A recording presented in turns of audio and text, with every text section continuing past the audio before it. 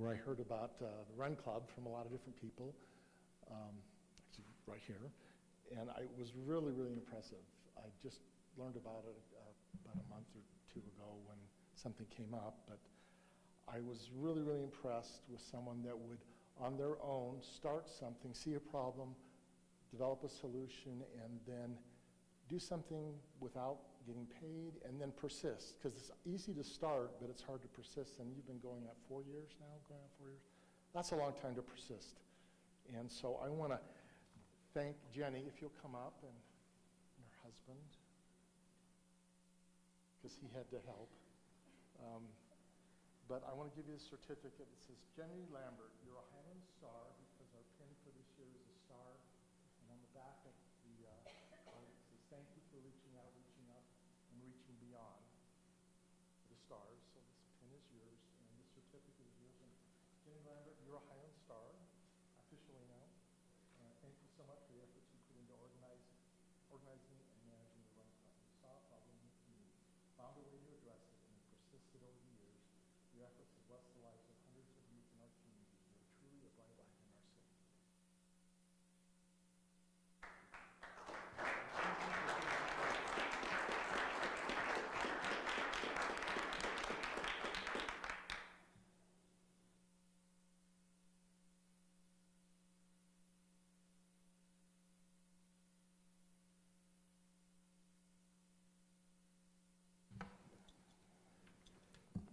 Okay, that almost got to me. It did, so thank you. Thank you for all that you did. Okay, presentations. We have 4 really interesting presentations. The first one is the PI Water Report by Jeff Murdoch, our Assistant Public Works Director. So if you'll come up, and I don't know who's driving, if you have a presentation.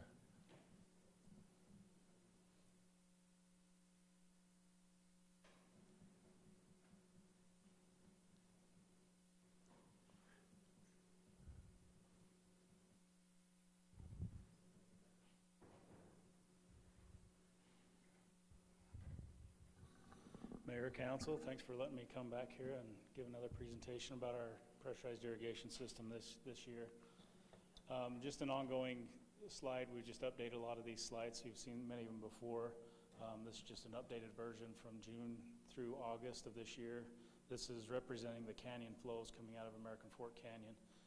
You see in in June, we were up in the 80 CFS range, which was still extremely low, but we've dipped down and we're hitting right around the 10 CFS range right now, which is the lowest I've ever seen it. And it's, I think, second lowest on record that's been recorded at the mouth of American Fork Canyon since dating back into the late 1800s. So it's extremely low. This is our usage for the year. It's just kind of an ongoing graph that we continue to update.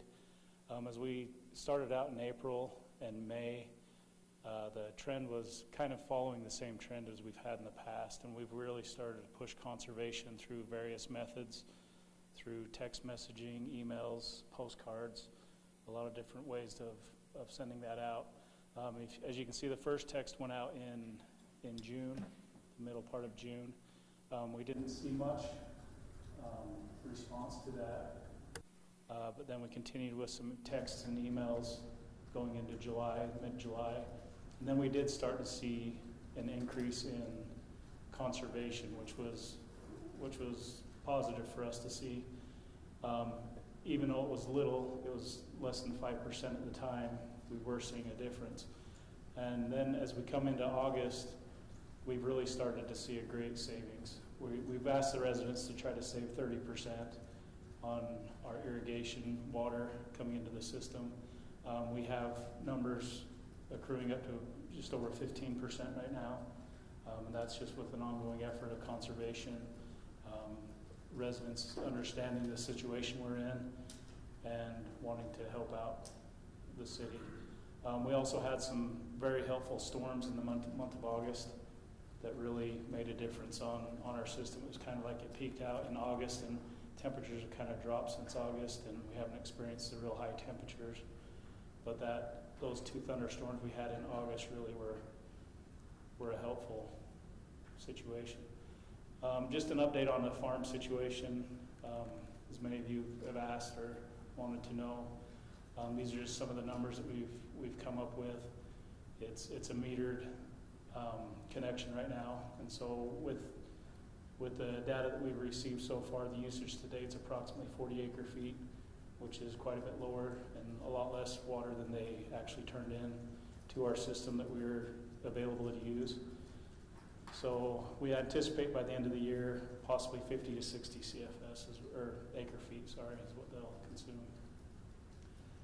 Just an ongoing strategy for the fall is we obviously want to conserve, so we have as much as we can for next year, just in case we have a winter like we experienced this last year, which was pretty horrible.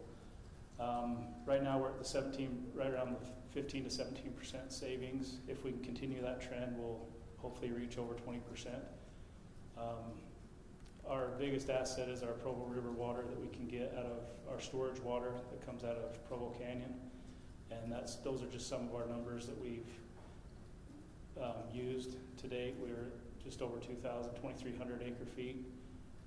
Remaining, we still have 1,800 acre-feet left, and if we can continue like we are, we're hoping to still have at least 1,000 acre-feet of storage left, and that will carry on to next year, which will be very needed if we experience a similar winter. And just ongoing strategies for public awareness. We're going to send out more text messages. There is a video that we've had put together that we're going to send out to the public, and just ongoing networking through public awareness and through city staff, letting people know of the situations. Any questions? I'm going to ask a quick question. So, when we talked about this before, I talked about maybe using our large electronic sign to kind of let people know, because, you know, I got the postcard in the mail and some people get the text. A lot of us look at the newsletter, but it seems like if we're dire, that we'd use that electronic sign on one of our major thoroughfares and say, you know, water supplies are really bad, please conserve. Right. And I think it would make people think a little bit more about it. I made that suggestion. I'm just curious why I don't think it happened. And that was probably my fault. I remember you talking about that, and it just slipped my mind, and I didn't make it happen. So. But to me, it seems like an easy way to make people aware. Right, it is. And we advertise the fling that way and some other meetings and things, but I would suggest that again. Yeah, I'll bring that up with staff, and we'll try to get that message out there and get it posted. Thank you. Jeff, thank you for all the information here. As we're looking at this, like when you talk about the Provo River or Dry Creek storage, you mentioned that we have 1,000, you're estimating that we'll have 1,000 acre-feet carryover, which was similar than last year. So the anticipation, even though we had a bad year, some of that storage did fill up for us to be able to use this year, correct? Right, we had some carryover storage, whatever you want to call it, that was left over last year in the reservoirs up in Deer Creek. It was 800 plus acre-feet is what we had. So we're on track if we keep up where we're at to have that similar amount that's left over. As long as Deer Creek does not spill in the spring, then that water remains in Deer Creek. Okay. Thank you. All right, thanks, Jeff. Okay. Brian, would you like to introduce someone to us?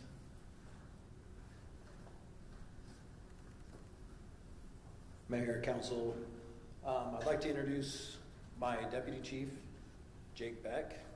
I've asked him to give you a short synopsis of who he is. We're super excited to have him, so we're going to do good things. Awesome. Mayor, Council, as Chief Patton said, my name is Jake Beck. Been in the fire service for 22 years. Just left a neighboring department.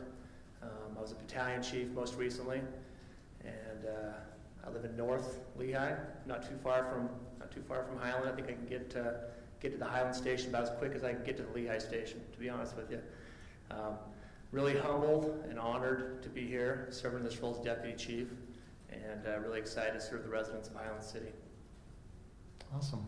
Any questions, Council, for Jake? Jake, welcome. Thank you for accepting the job. Appreciate it.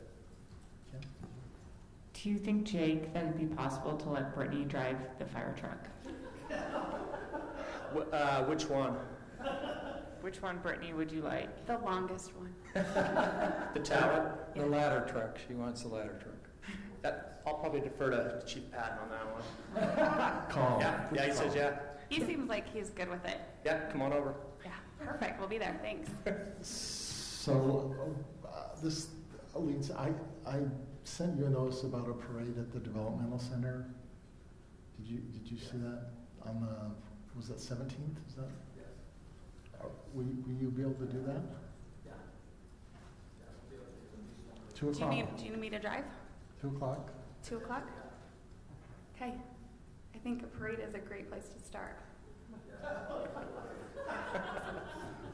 Just don't run over any residents. Thanks. All right, thank you. All right, that was good. I'm excited to have Jake with us. I've met him a little while ago, and I think he gave a good first impression and second, so well done.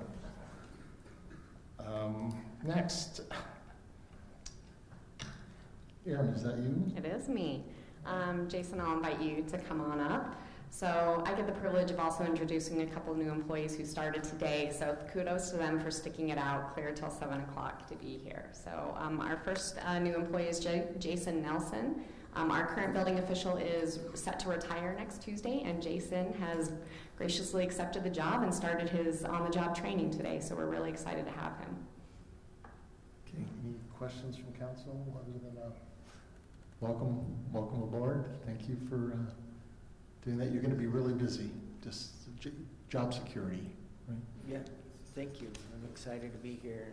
I don't care if you drive the fire truck at all. Go ahead. Jason, do you want to give council your background? Drive the building department truck too. I know. That's fine. Why not, right? Jason, why don't you tell council where you came from, everything? I came from Summit County, worked in Summit County for 2 years as a building inspector, and the last 5 as a chief plans examiner for the county. Before that, I worked in South Jordan as a building inspector for 11 years, and prior to that, Uinta County. So I'm excited to be here. Can you tell me what cities you worked with in Summit County? Well, I work for the county, so. For the county, so just for the county itself? Just for the Not county. for individual cities in the unincorporated. county? Okay, Yeah. I understand. Yeah. So, Okay, thank you. thank you. All right, next. Okay, we had another employee start today who I think you all will recognize. So Brent Wallace, who has been a longtime resident for us and been involved in our water board and our planning commission, has taken our position of, our new position of code compliance officer. So I am exceptionally excited to have Brent on because that was a job duty that got added to me that was not being addressed as it should have been. So Brent, would you like to, sorry, I kind of stole your thunder. Is there anything else you'd like to tell the council? Well, I'm honored to be able to serve the city, and I was looking for something that was really low-key and uncontroversial. And so when this came open, I thought that's a perfect place for me to be. All right. Can I just ask a question? Absolutely. Would you explain to me exactly what our code compliance person does? So we at the request of Brent, which I really like the change, we changed it from code enforcement to code compliance to try and denote the fact that we're not trying to be the bad guy, we're just trying to get people to come into compliance with our current code. So we have around 30 or so outstanding cases where individuals have put in a request saying, hey, I don't think this person is meeting code. And so Brent will go out and inspect, take pictures, and if in fact that person isn't meeting code, send out a letter and work with individuals to come into compliance, whether we're talking fences being in the incorrect location, if there's an accumulation, if there's accessory dwelling units that aren't properly permitted, things of that nature.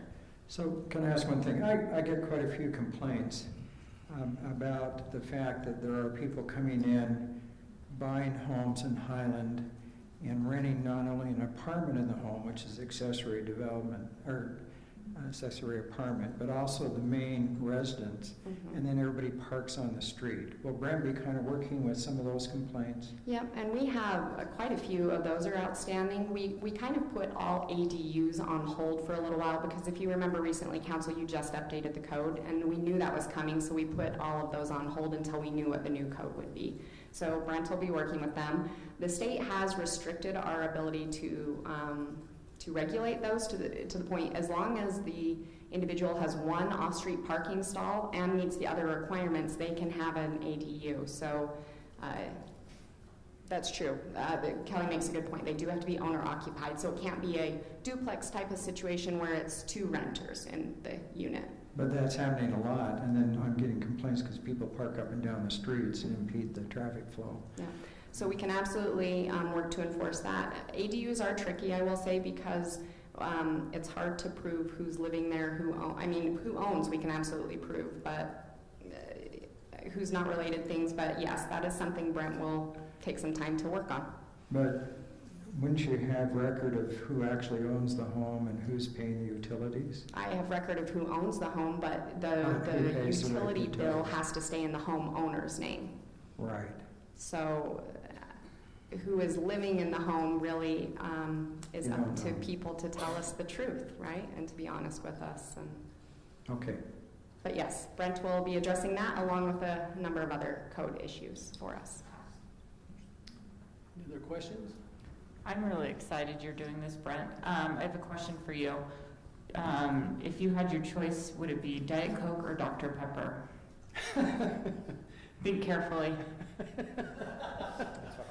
Is this a test? You have a welcome at it. This is a test. Well, my wife would prefer Diet Coke, and since she's the boss of our domain, it's got to answer as Diet Coke. Great answer. Okay. You hear that, Tyler? Go Dr. Pepper. Are you two going to sit in the same seats for the rest of the meeting? All right. So Aaron, as Brent said, have we had a code enforcer or code compliance officer? He's already doing it.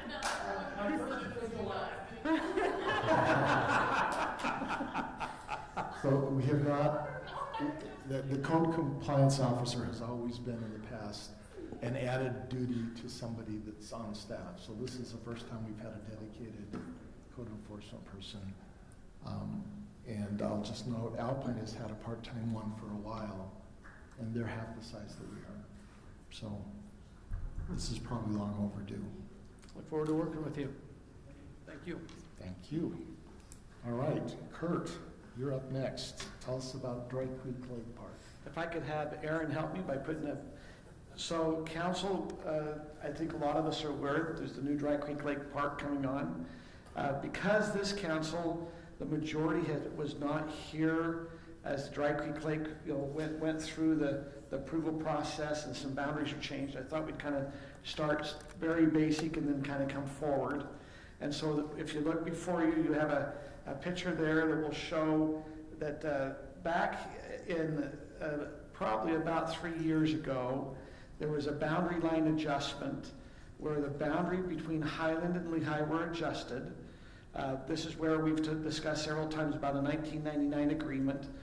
The boundary will go down, it will start at the inlet by SR 92 and come through the middle of that. And the boundary for the city, as you can see, is outlined there in a blue line. It will then go to the middle of the dam. And so the lake is divided between the two cities. The property that the lake resides on is owned by Northern Utah County Water Conservancy District, and Lehigh City then entered into a lease agreement with the Northern Utah County Water Conservancy District. And so they're underneath a long-term lease agreement. We actually have one of the board members here in Highland for Northern Utah County Water Conservancy District, which is Larry Mendenhall. And I appreciate Larry has spent a lot of time, when I say a lot of time on the Dry Creek Lake, worked with many residents here in Highland upon where the boundary issues were at. If you notice that there's going to be two fences. They're part of the lake. There's one actually on the boundary line for the property owners. So they've put a black chain link fence behind the property owners there in Highland. And then they've also put you've probably noticed as you drive there, you'll notice there's a 3-rail wood fence that's down a little bit closer to where there's now been a trail installed. And we'll talk a little bit more about that. If you have any questions, feel free to kind of chime in as it comes up. They started the reconstruction. This dam is going to be reconstructed because of earthquake safety. And so as the dam was being reconstruction, it started in September of 2020. The estimated cost, it is now completed, the reconstruction of the dam. Gotta be careful how I always say that. The reconstruction of the dam, it cost approximately $15 million to do what we see now as we look down the Dry Creek Lake area. The recreational components will now start in the fall of 2021. Lehigh City will be putting in all of the recreational components. The recreational components estimated cost is about $4.5 million. Of that, Lehigh City put in $3 million of the dollars, which also includes a $150,000 grant from Utah Outdoor Recreation. Utah County Tourism Tax is putting in another $1.5 million. As part of the donation from Highland, Highland is granted an easement on the south end, which we will go through at a later time. I've equated, later tonight we'll discuss that. I equated that donation value to be $564,154 that Highland has donated towards an easement value to help be able to facilitate this. I'll later on explain how that happens. Dry Creek Lake Park, which the Northern Utah County Water Conservancy District owns, is 34 acres. The water surface will be 21. Would you mind now going to the next slide? This is going to kind of be our slide of the overlook of the whole park. This is a new drawing that was just brought out here in the last couple of weeks. The water depth will be 26 feet. As we look at it, from the agreement, here's something I think that would be interesting for the council.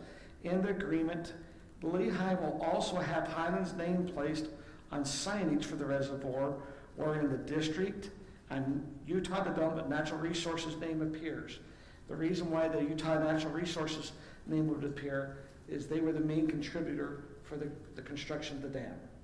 The reconstruction that was happening. For that $15 million? Yeah, for the $15 million came from the Utah Department of Natural Resources. So as we kind of go through, Lehigh City is responsible for the reservoir operation and maintenance cost. There will be park amenities. If you look on here, I think you guys, hopefully everyone can see it up here, but as we go through several of the park amenities and how the park will work, you have a drawing that's in front of you. If you notice, if you start up in the left-hand corner, you'll notice that there will be a fee station. This is a question that had come up for a long time, if there would be a fee assessed to access Dry Creek Lake. There will be a fee station. That fee station will treat everyone that enters equally. There will be no difference between Lehigh or Highland residents because the Utah County Tourism Tax, that was one of their stipulations, that it had to treat everyone in the fair. Larry, if I say something wrong, please come up and chime in to help make sure I get things correct here. Could I just make a couple comments Yes. about costs? Sure. So Larry, state your name when you're on the mic there. I'm Larry Mendenhall, and I'm on the board of the North Utah County Water Conservancy District, and have been assigned responsibility, along with a few other members, to oversee, not oversee the construction, but to make sure that this facility is completed as we anticipated. The facility is funded by Natural Resource Conservation, the federal agency. They pay 65% of the cost. Utah Natural Resources pay 35% or 35.5%. And the Water Conservancy District pays 3.5%. The Water Conservancy District is a taxing district. We generate a couple of $100,000 a year we have 5 facilities: Silver Lake Flat, which is a storage area, Tibble Fork, which is a storage area, both of which have been reconstructed in the last 4 years. We also have Grove Creek and Battle Creek, which are flood control structures. So with that $200,000 or $225,000 a year, we're charged to maintain those facilities. With the completion of Dry Creek, we will then have those 5 facilities all reconstructed, and the life of those is slated to be 50 years. One thing, Kurt, which you're not probably going to talk about, Aaron, could we go back to the previous slide, please? At the on the lower left-hand corner, you see where the blue line is. There's a berm there, and the inlet to the lake is about, I'm guessing, 200 feet from where that berm is. So when the water comes in, that basically stills the water and allows all of the sediment to drop out in that basin behind the berm, to the east of the berm. And that prolongs, because it won't, the sediment will not accumulate as quickly in the basin. That prolongs the life of the dam. And Natural Resource Conservation Service requires in their engineering requirements that the dam be a 50-year facility just for good economics. Thanks. Thank you, Larry. So as we look at this, one thing, if we can go back to the other side of the whole lake, you know, a lot of people will wonder, why is Lehigh willing to take over the maintenance of the lake? And I think most of the council were, but maybe for the public, Lehigh, the water that's going to be inside this area is really for the Lehigh pressurized irrigation and their fire hydrants. And so Lehigh is planning to build quite a substantial pressurized irrigation line from the lake to go down to their city center, as long as they can get all the easements put together. But this is really kind of a pressurized irrigation lake. It will be filled year-round because the fire hydrants need to have water year-round in Lehigh. And so just want to also make sure that. So as we start up there, once again, on the left, we have our fee station. It will be a one-way through that you can go through the entire drive area. On the drawing here, it is estimated there'll be 289 parking stalls. On a heavy day, on a heavy use day, it is anticipated that there possibly be some overflow parking that will probably go up into the Smith's parking lot, the Smith's grocery store parking lot. As Highland residents, we need to, and the city council, we need to be aware that there could be some overflow concern that goes up into the Canterbury area, as well as there might be some overflow that will go up to the church that's in Highland on 6400 West, and then they would walk down in that area. That will all be seen as it comes together, but this will be a heavy used area. Now, my understanding is if they walk down into the lake, they won't have to pay a fee. It's only if they bring a car in will the fee be assessed. On trails around the lake, actually, I'll go through the recreational amenities that will be built on the lake. Of course, it's an asphalt parking lot. They will have restrooms, picnic facilities, lawn and sand beach area, which if you look on the drawing, the coloring, you have kind of a beach area and then you have grass there, that they are anticipating that there will be some grass that you'll be able to go right into the lake, and then because some people maybe didn't want to be in the beach area of the sand, and so it will be a lawn and sand beach area. There will be swimming allowed in the lake. There will be ADA fishing docks. There'll be fish cleaning stations. There'll be non-motorized boats. There will be boat rentals, concession stand building, and trails. So if you notice on here, you can see where the concession stands at this time are. They have boat rentals. There are fishing docks that are out here. There is on the east side, which is on the Highland side, that is a natural dirt trail that's going to be along there. That is in at this time. If anyone goes and has seen that or even walking into that area, that trail is in at this time. There are also, if you notice in the far left-hand corner, there's a connection to the Murdoch Trail as you come off that little dirt trail before you go across the bridge, at this time that is open and it connects to the Murdoch Trail. And so as we go through, would you mind going to the next picture just to kind of show there, Aaron, the dock area? As you look, it's ADA compliant. It looks like they might be able to jump off. Those who'd like to go swimming, there'll probably be some fishing off this area. There's different areas that there's going to be on the east side. They call that a fisherman's trail with some fishermen little point outs, and on the west side, which is the Lehigh side, there'll be this larger fishing dock area. As we bring up about the trail, there will be a trail around the entire lake.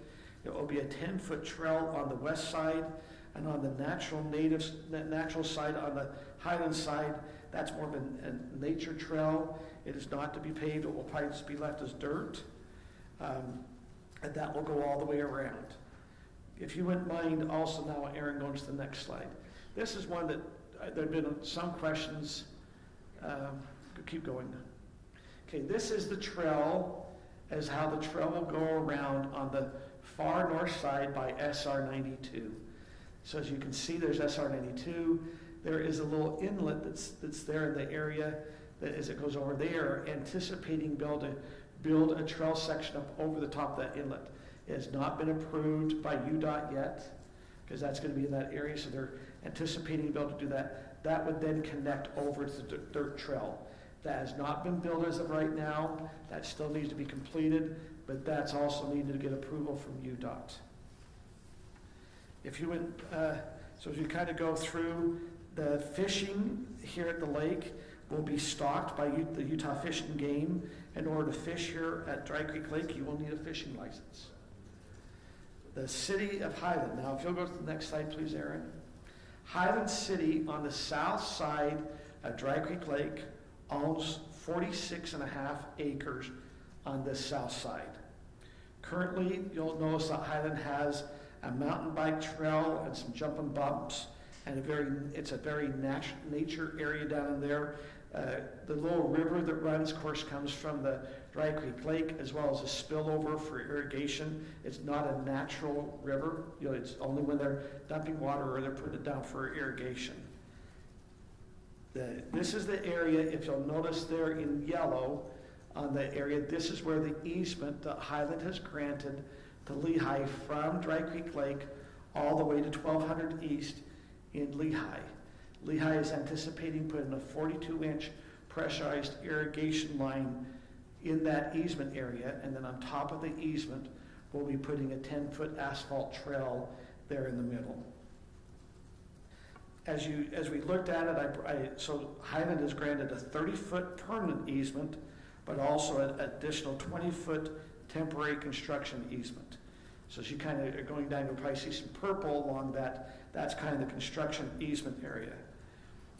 And it appears that this trail, if you go from the point where Highland's property is at, there where the red cursor's at, all the way down to 1200 East, it appears to be 2,607 feet long.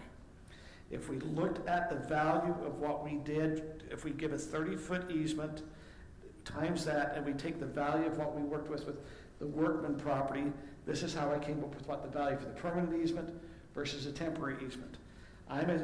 This is all my numbers, so they could be off. This is what I've done. For the permanent easement, it's approximately 78,210 square feet with a value of $534,956. Of that value, that is what we are donating that was kind of towards the Dry Creek Lake. As a temporary easement, I estimate there's 52,140 square feet with a value for the temporary easement of $29,198, and that was based off of the Lyman easement. If you remember that the Lymans had an easement. That's how I came up with the total value of $564,154 as the donation that Highland was putting towards Dry Creek Lake as our donation for the lake.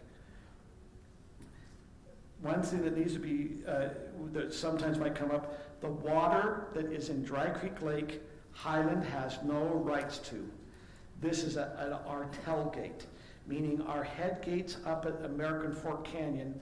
Everything that's going into Dry Creek Lake is our tailgate, the very end of all of our irrigation water.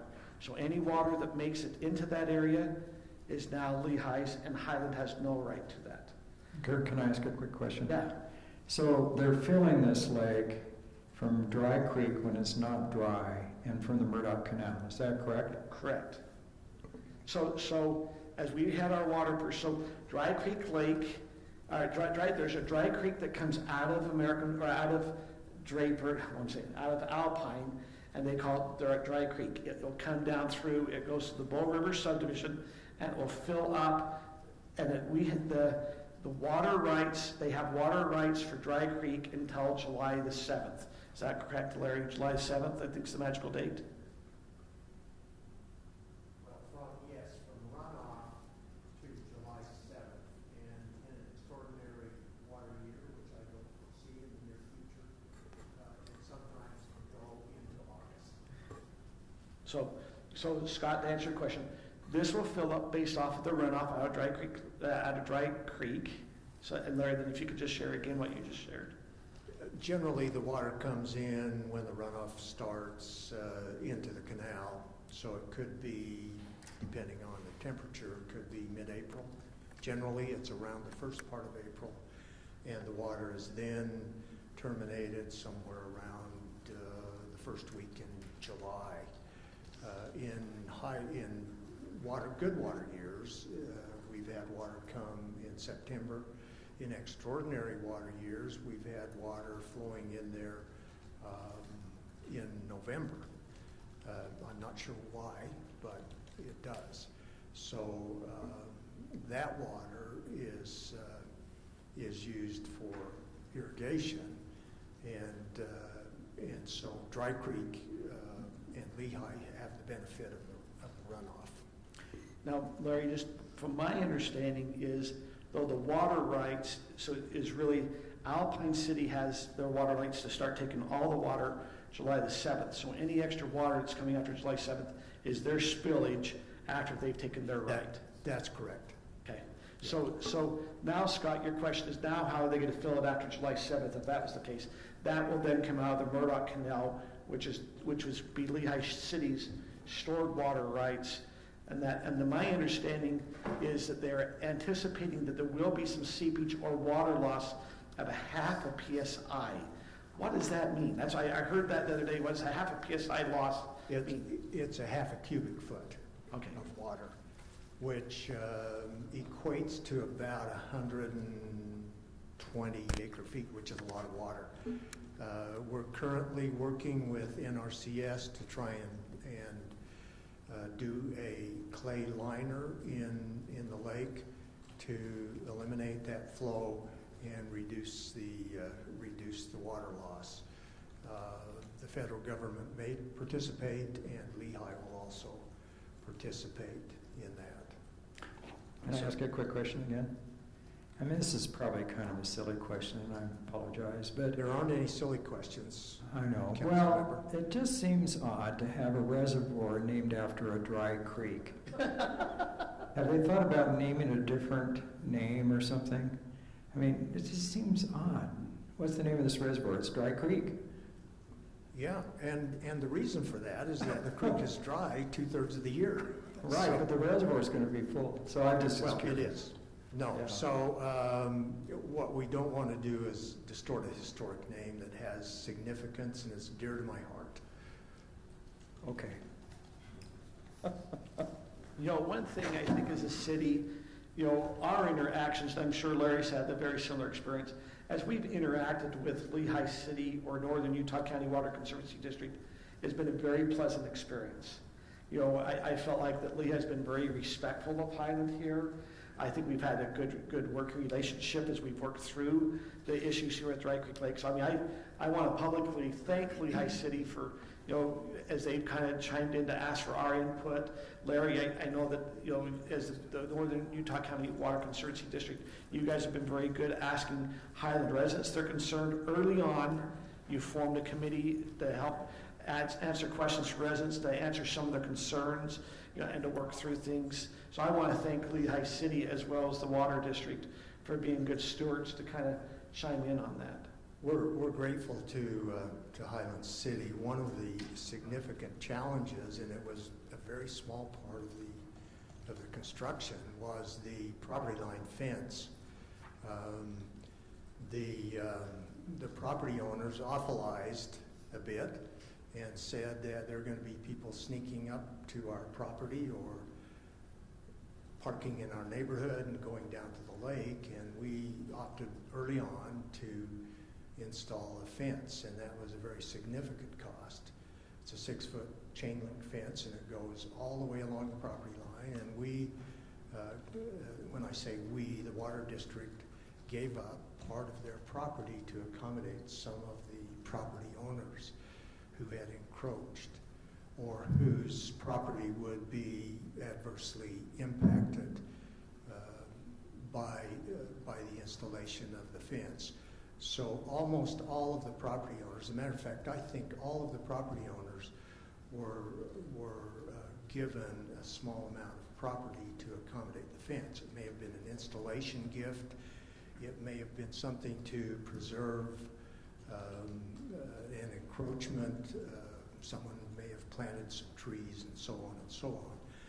The two-rail fisherman trail fence that Councilman Osler referred to is what I call a drift fence.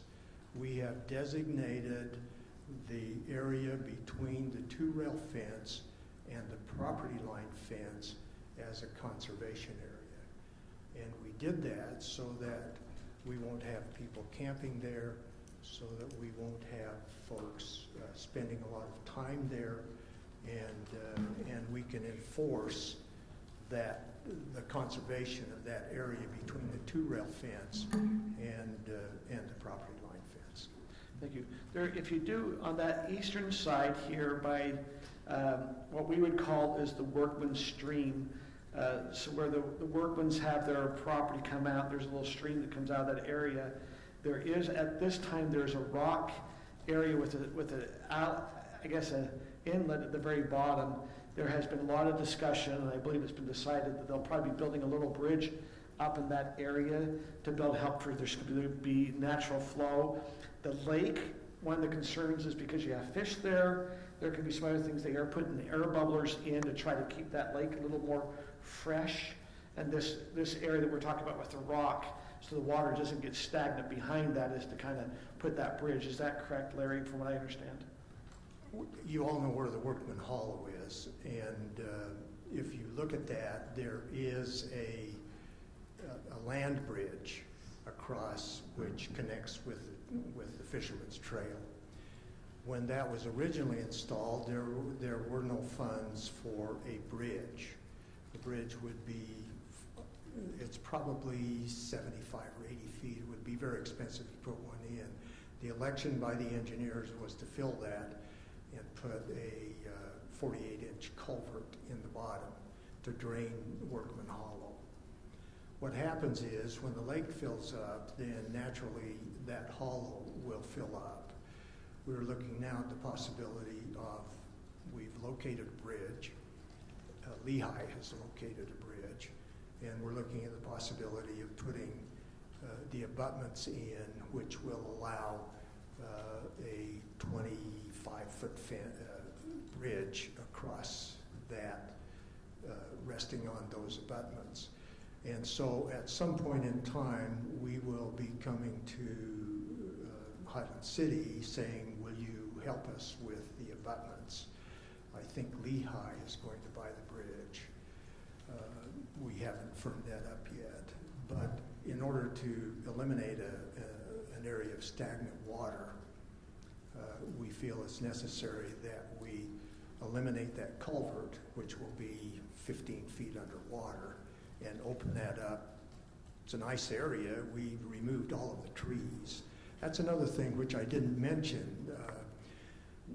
As we were preparing this area, the district had Calvin Tree come in and take all of the deadfall off of that hillside.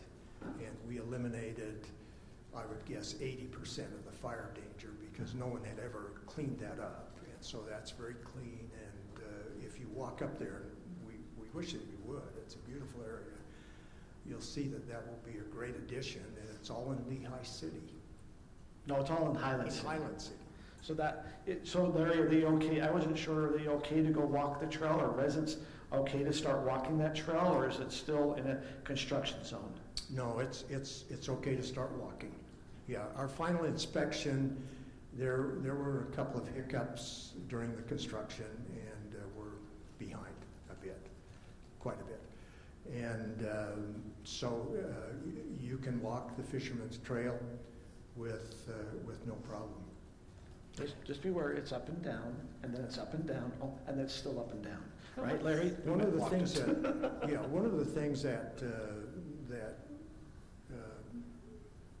the Fisherman's Trail is just that. It's a fisherman's trail. It is not an ADA trail. It's a fisherman's trail. And all of the facilities that Lehigh installs will be ADA compliant. For example, the ADA dock that is installed on Dry Creek used to be at Tibble Fork, and Tibble Fork was severely vandalized after we put the dock in, and so we gave that to Lehigh. Actually, the Forest Service gave it to Lehigh. We gave it to the Forest Service.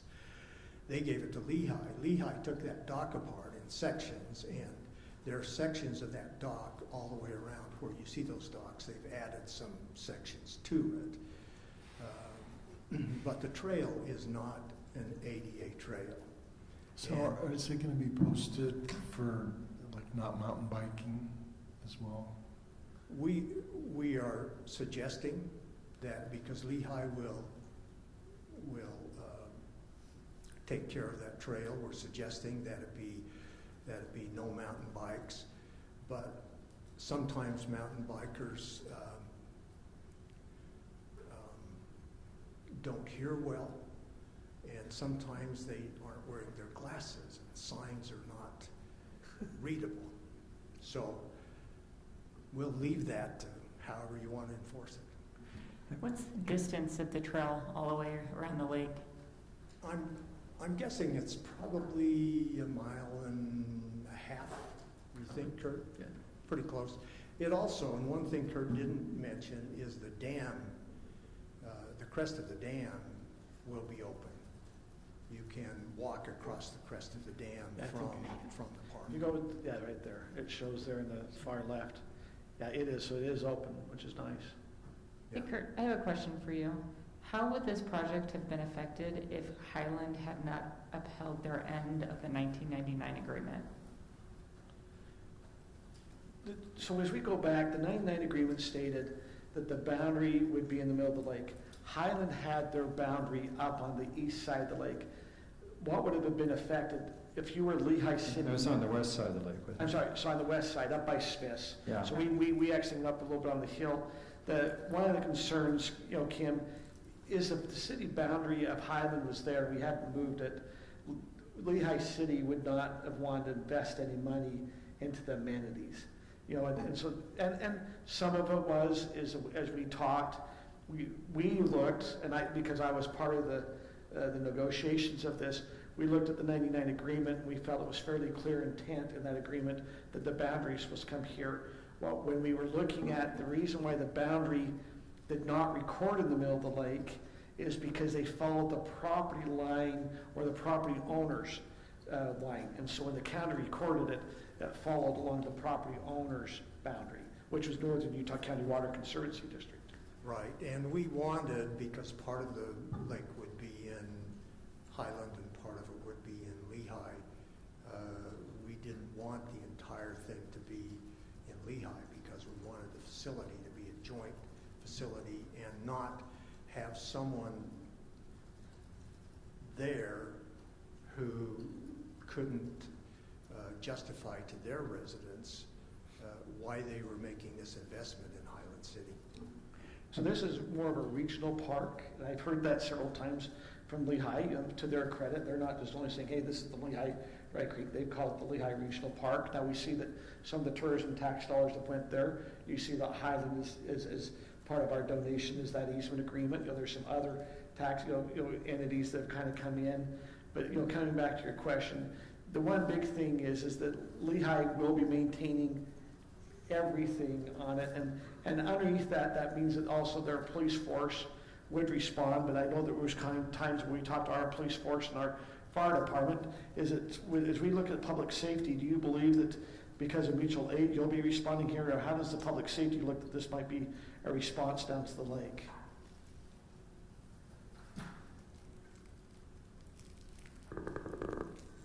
So as far as a law enforcement emergency response, it would be a little bit different than what fire and EMS would do, but we would treat it very much like we treat the canyon. So the sheriff's office is responsible for American Fork Canyon.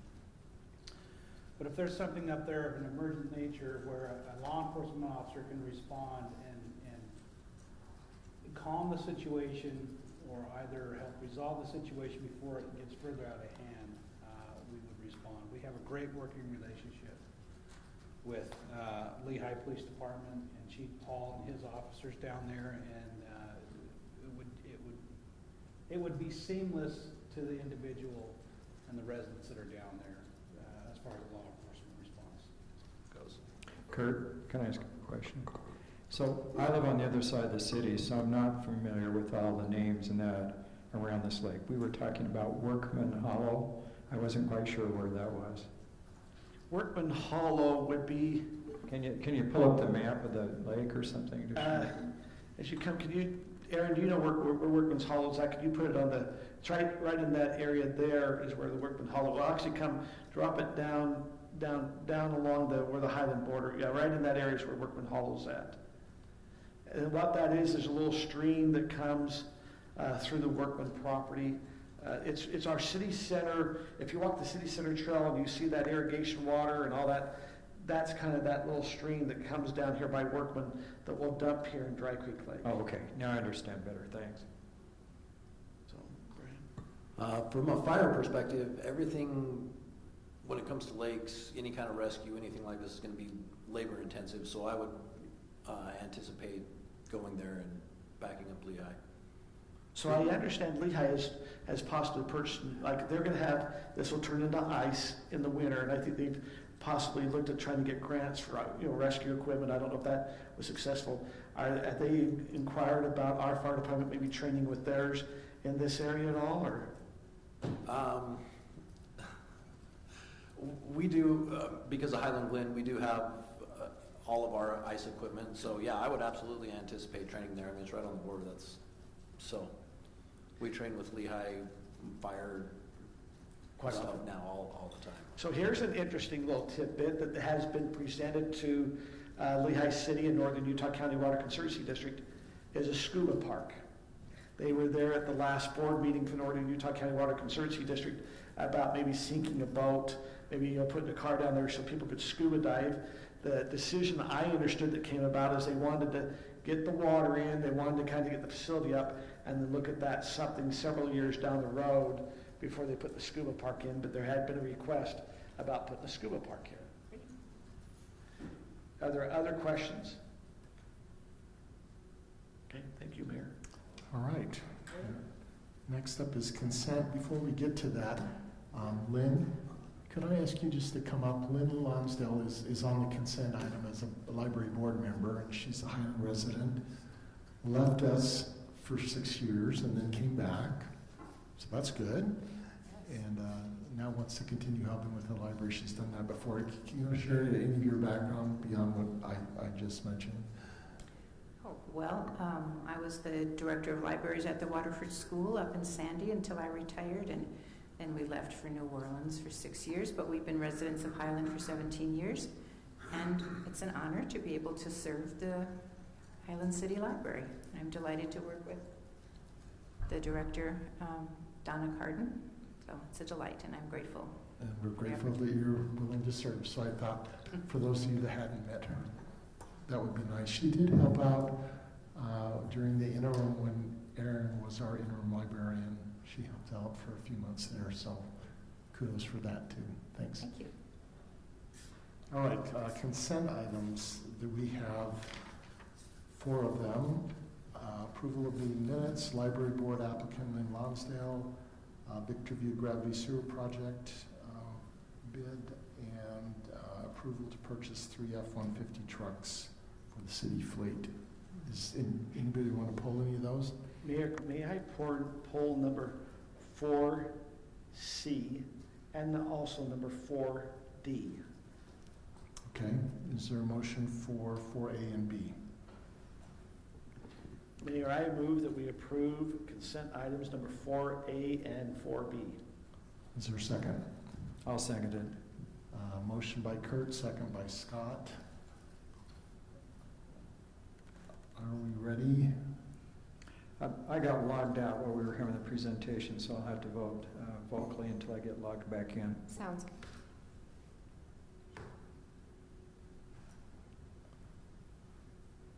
So I say yes. Yeah. Okay, so Kim's a yes, Scott's a yes? Yes. Okay, so that passes unanimously. Okay, Kurt, item 4C. So on item 4C, I need to disclose a conflict of interest. This is pertaining to the neighborhood that I live in. So I will recuse myself on item number 4C. And 4D. On 4D, I was wondering if I could ask staff a question here.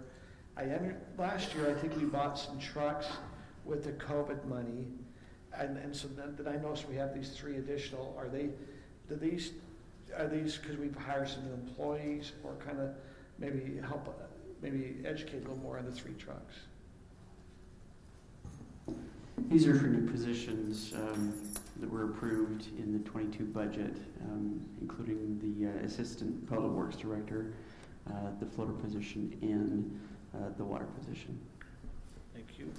Do you have? And were those budgeted, Tyler? Those were budgeted, correct? They are, yes. So, I remember asking this question before, so I apologize asking it again. Are the vehicles that employees drive during the day, do they stay up at the Public Works building, or does it depend, I guess, on their job title if they were able to take them home, or do all vehicles go home? Do you kind of know what I guess that's more of an Andy question. It's dependent on the job title. So principally, the superintendents take the pickups home, and everybody else leaves them there each night. At the Public Works. And the reason for the superintendents taking them home is they are the ones that most often respond in off hours. And then the on-call person also has theirs at home, and that rotates week to week. All right, is there any other discussion on C or D? If not, I would entertain a motion. Are we going to break those up or do both of them together? Can we please do a separate motion for each of those? Otherwise, you will be abstaining from both of those. Okay, so let's do one for 4C. I move we approve item 4C. I'll second it. Motion by Tim, second by Scott. You all logged in now? Looks like it, yes. Okay.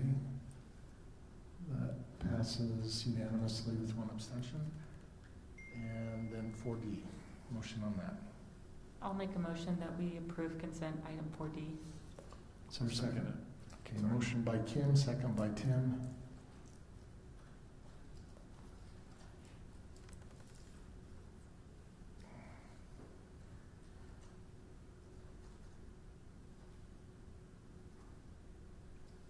That passes unanimously. Now, on to item 5, public hearing ordinance right-of-way vacation Sienna subdivision. Which staff member is doing that? Yes, that's me. John. Okay, thank you, Mayor and members of the council. This is a request by resident James Thomas for a right-of-way vacation in the Sienna subdivision. This is the vicinity map. It's just that little yellow rectangle that you see on the eastern side of, this is lot 8 in the Ruby Estate subdivision. I'll show the plats in just a moment. So just to clarify, this yellow strip is dedicated right-of-way in the plat, in the recorded plat. So just the background, that Sienna subdivision was approved by the council back on June 20th in 2017, and it included 73.17 feet of right-of-way on the north end. It's closer to like 69 or 70. where the standard for our local streets, the standard right-of-way width is 56 feet according to the development code. These are the recorded plats, just little screenshots of portions of them. On the left side you have Ruby Estates, and so this resident lives on lot 8, which is just what's west of what is circled. And then in the Sienna subdivision, that's where it's recorded as right-of-way, where more right-of-way was given than what is required or what is stated in our code. To my understanding of the history behind that, basically that square footage wasn't enough to make a lot. I don't know why it wasn't made a parcel. I'm sure the city didn't want it to be an extra orphan parcel, but to my understanding, what Todd let us know was that the intent was for it to go to the lot adjacent when Ruby Estates developed, but it's just something that was missed when Ruby Estates went through the engineering reviews. It was just missed. So this is to address that, and this resident is requesting to vacate that right of way and also add it to his lot. And so along with this application, he did apply for a plat amendment, which depending on this approval or denial, that plat amendment will come to the council at the next council meeting. This does require a public hearing, and there were notices sent out to the 500-foot radius from the subject property, and there was also a sign posted on the subject property 10 days before the public hearing as required by state code. And there is also, again, required by state code, a petition that had 36 signatures on it from all property owners within a 300-foot radius from this proposed right-of-way. And we as staff do recommend that the City Council hold this public hearing and accept the findings and approve James Thomas's request to vacate this proposed right-of-way. Okay, let me open up the public hearing on this issue. Public hearing open. Is there anybody here that would like to speak to that? Seeing none, is there anyone on the line that had a question?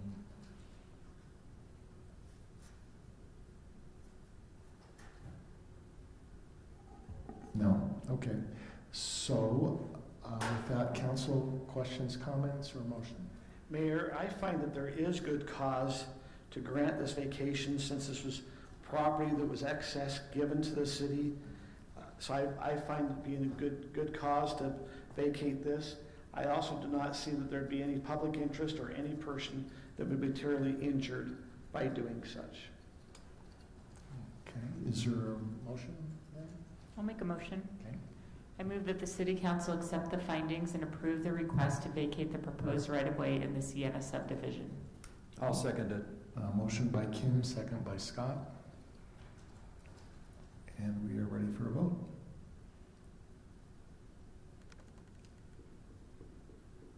All right, and that passes unanimously. Scott, I think you have another unanimous Groundhog Day video coming up. All right, is someone from the Boyer Project here? Or are we going to do that? There are several of them over Zoom. Okay. So, well, I'm going to suggest to the council that we let them go first and then put you guys next. Is that okay with council? All right. All right. Council, are you okay with putting Spencer here? All right. Are they ready to go? Yeah, but I'll start. Okay. Starting. We have our little. Oh, thank you. Are you ready? You want to go to? Claire at the end.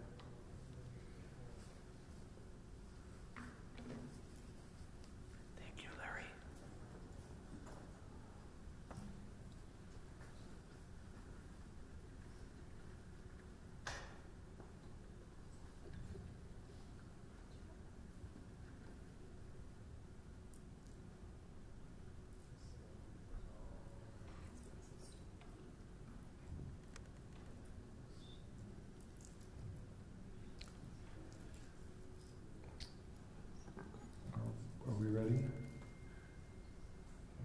Mayor. So I'll start a little bit.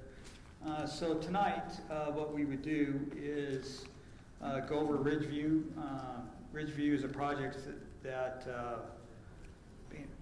been going on in the city for quite some time. Some of you were on the Planning Commission when we were going through it. Some of you weren't. And so we thought we'd give the base understanding of an outline of the project, and then review a couple minor amendments that we have going on that are under review, give some updates on our commercial piece, and allow you some time to ask Spencer some questions of where we're at with the project. So since it's a significant development in our city, probably one of the biggest ones, well, biggest one since I've been here, but one of the biggest ones we've had in quite some time.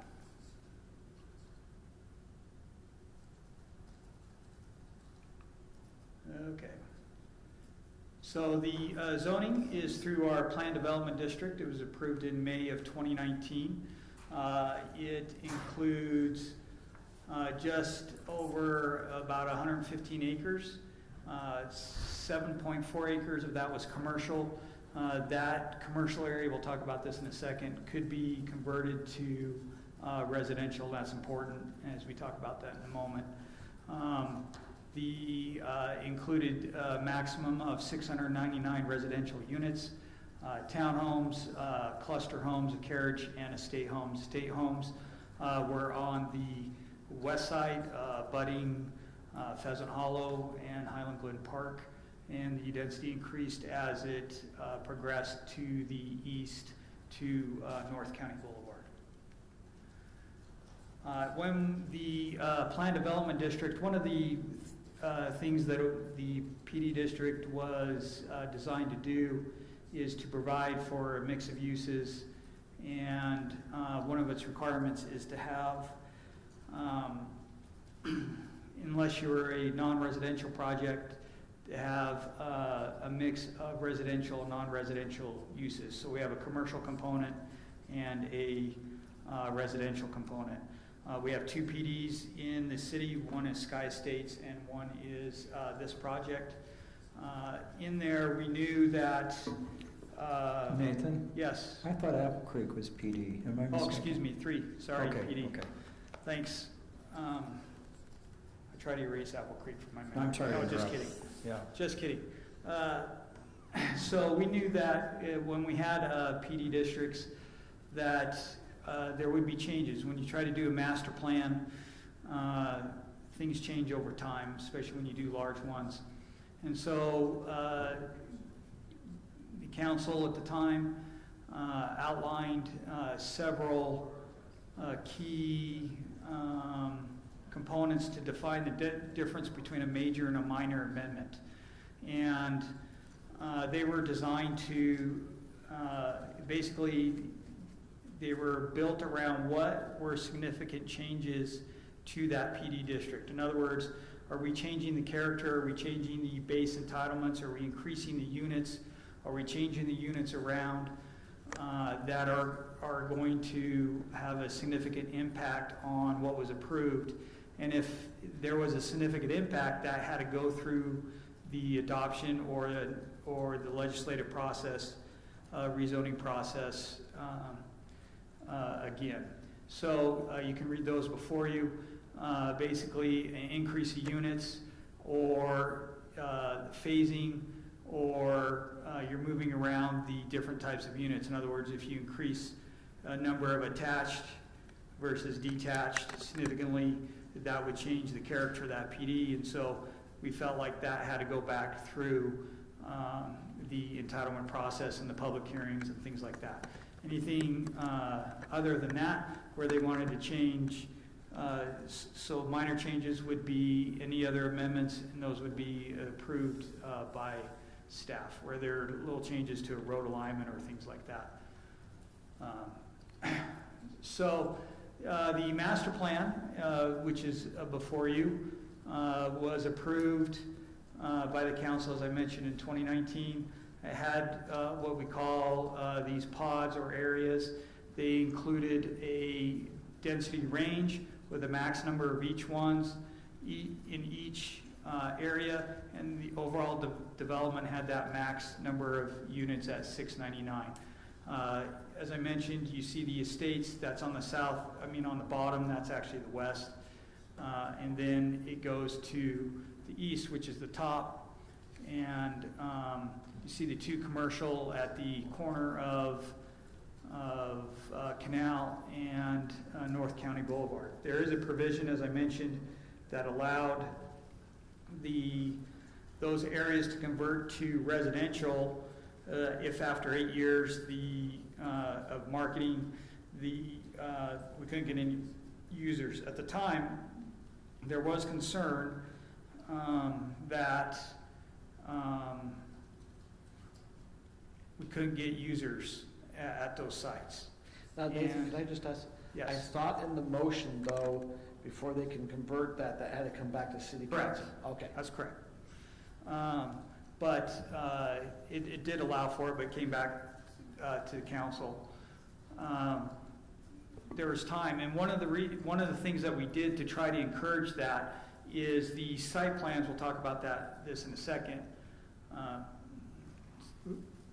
So the approval process, and this is where it's important, the site plans for permitted uses were approved administratively. The reason we did that is primarily from an economic development standpoint, is it saves at least a month to 6 to 8 weeks in our review time, depending on the time of year, by doing that at a staff level versus going through a planning commission, city council process. Of course, if it's a conditional use permit, we go through that anyways, so it'll come to you anyways through that process.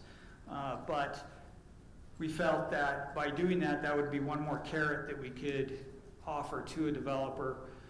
In my experience in working with other jurisdictions, one of the things that we can offer is time. And time in our review processes and time in our how we work with them up front in our inspections and our review construction plans and so forth. And we've actually been able to, in the sales tax wars in other states where it's not, you don't have this shared sale tax like Utah does, we're actually able to get users because we were able to process faster.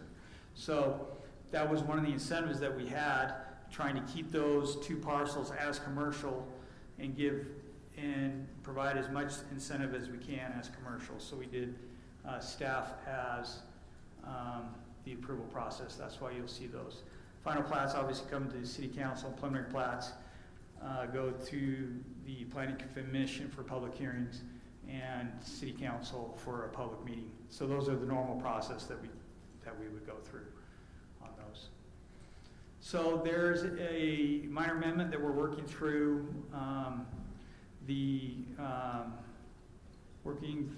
with Boyer. Now, one of the things that's changed is everything in phase 1, which is everything under construction, and you might have to turn your head a minute. Maybe I'll just borrow Aaron's mouse for a minute. Do you know what phase 1 is, Aaron? No. Okay, so so phase 1 is, and I can't do that left-handed, I should know better than that. So phase 1 is essentially, if you follow my little line like this, I got a better map that will show you in a minute, but that's phase 1. So commercial is kind of phase 1, but it's kind of a separate thing also. That's phase 1. So everything else is what is called phase 2, and that is accelerating at a much quicker pace than what was anticipated. And I'll let Spencer talk about that in a moment. So we have a couple of minor changes to the area known as phase 2 that we'll discuss with you. One is a total reduction in units by 10, so from 699 to 689, that's a good thing.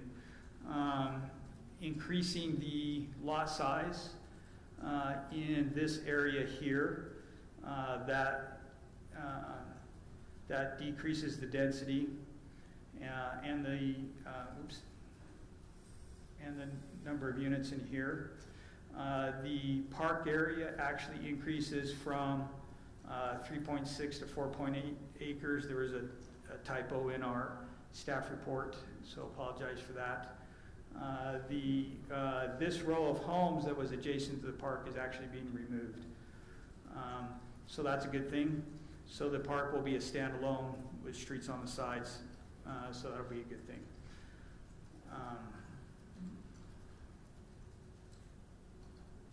Yeah, I'm trying to go down. So, okay.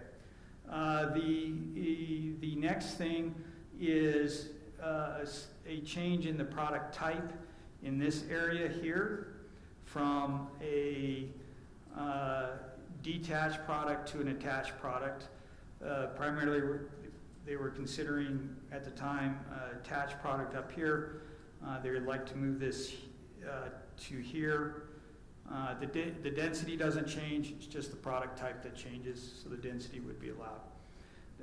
The other, which is important, the other thing is that the minimum amount of open space that's required for a PD district will be met.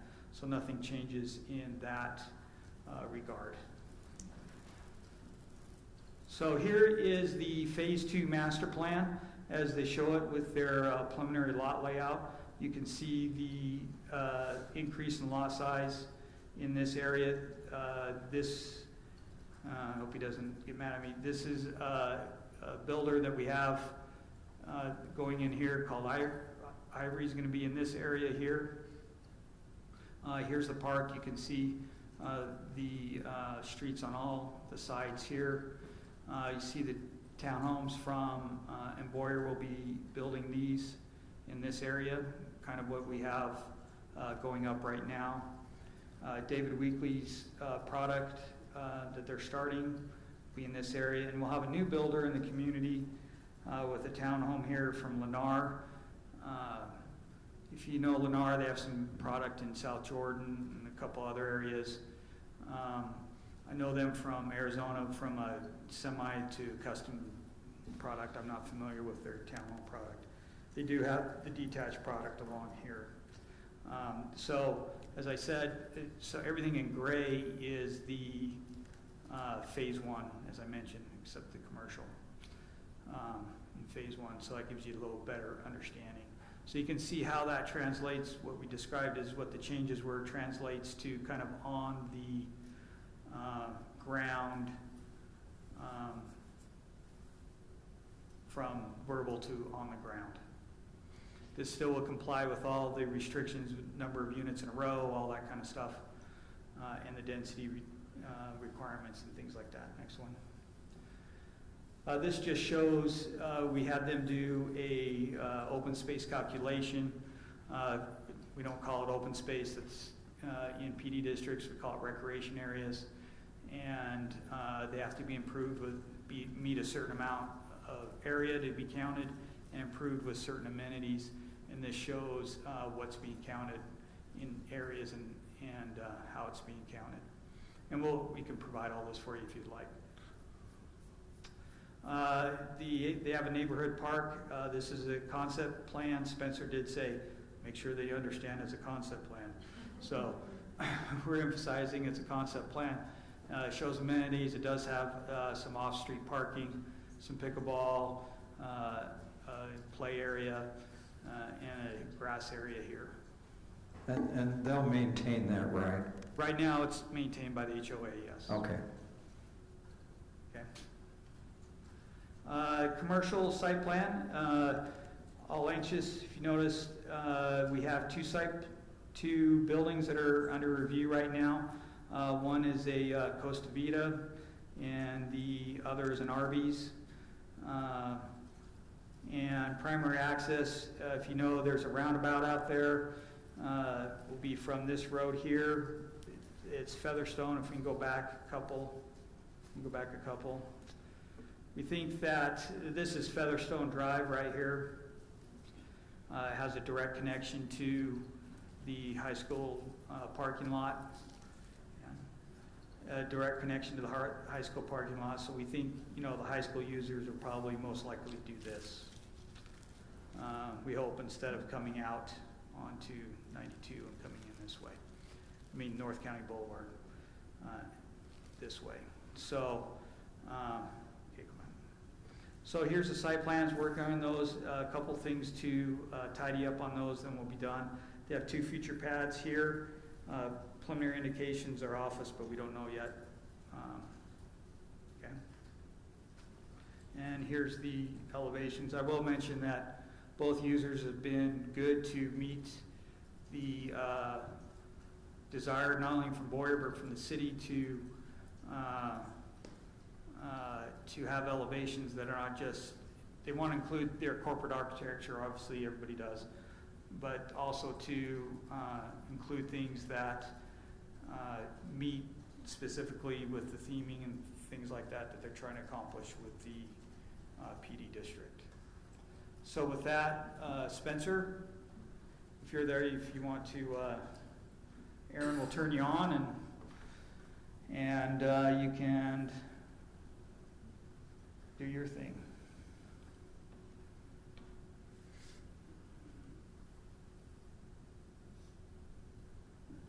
Yeah, I'm here. Can you hear me? Loud and clear. Well, thank you. I appreciate you guys letting me chime in via Zoom. I've got a nasty bug, and I got the last thing anybody wants down there is having me in there coughing and getting them sick. So I wish I could be there, but maybe next time. I think Nathan did a really good job summarizing what's going on. I've gotten a little bit of feedback going on, so I'll keep it brief and stick to answering your questions. You know, so far the project has been tremendous success. We appreciate the support of the city. I think it's gone as well or better than we thought when we originally took this PD zone through the city a couple years ago. We think everything is kind of lining up with the vision for the project. One thing that Nathan noted is there's been a high interest in some of those larger lots along Highland Park, so that's one adaptation we've made to accommodate those larger lots. We find a lot of people in Highland are accustomed to a certain lifestyle, and they want to stay in Highland and maybe have a little bit more space. But that said, there's also been a strong interest in smaller lots, a product that is hard to find in Highland. We have a lot of people who are looking to stay in Highland, maybe downsize or find their first home. So we found a good sweet spot, I think, with a mix of housing types. So we're looking to continue on to that. You know, design and aesthetic-wise, the park and open space is really important to us. That's why we could pull those houses off adjacent to the park. It just didn't make a lot of sense to have homes adjacent to the park. It could kind of diminish the overall user experience on the park, so we made that adjustment. We also, you know, as indicated by Nathan, made some adjustments to accommodate different builders and different products. And so that's the angle that we're coming at it from. With that, I'm happy to answer any questions or provide any information about the project, and I'll verbalize it as well as I can without having access to, you know, maps and pointing, but I think I can maybe talk you through it. So I have one for you, Spencer. Can you kind of review the more accelerated timeline on like phase 1 and phase 2 in terms of build out as you see it now? So if we go to that map, both Ivory and Weekly are in the project. Currently they have an inventory of approved or built lots that is about 150. We anticipate it taking, you know, 12 to 18 months to build through that product. It's going to take a little bit of time. Their sales are very strong. The larger issue is the delivery of the actual homes. As you all have probably heard, supply chain is a lot of whack, and getting homes built is a little bit more challenging than it was, you know, 2 years ago when we started this project. But that being said, they're going to push through inventory as quickly as their supply chains allow them to do, but that's probably 12 to 18 months. So that in the way that will affect the future phases, the purple will probably come in 3 phases. The southernmost coming first, which is continues to the existing Ivy. You can see some smaller lots there on the south side. That will probably come in the next 6 to 12 months, I would anticipate. The Weekly property up in the northeast corner. That will come, I would say, 12 to probably 6 to 12 months after they build out the majority of their existing phase.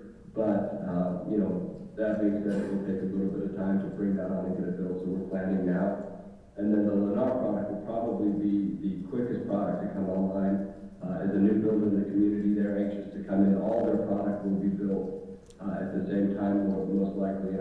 You know, they would like to be in the ground next year, you know, a year from now.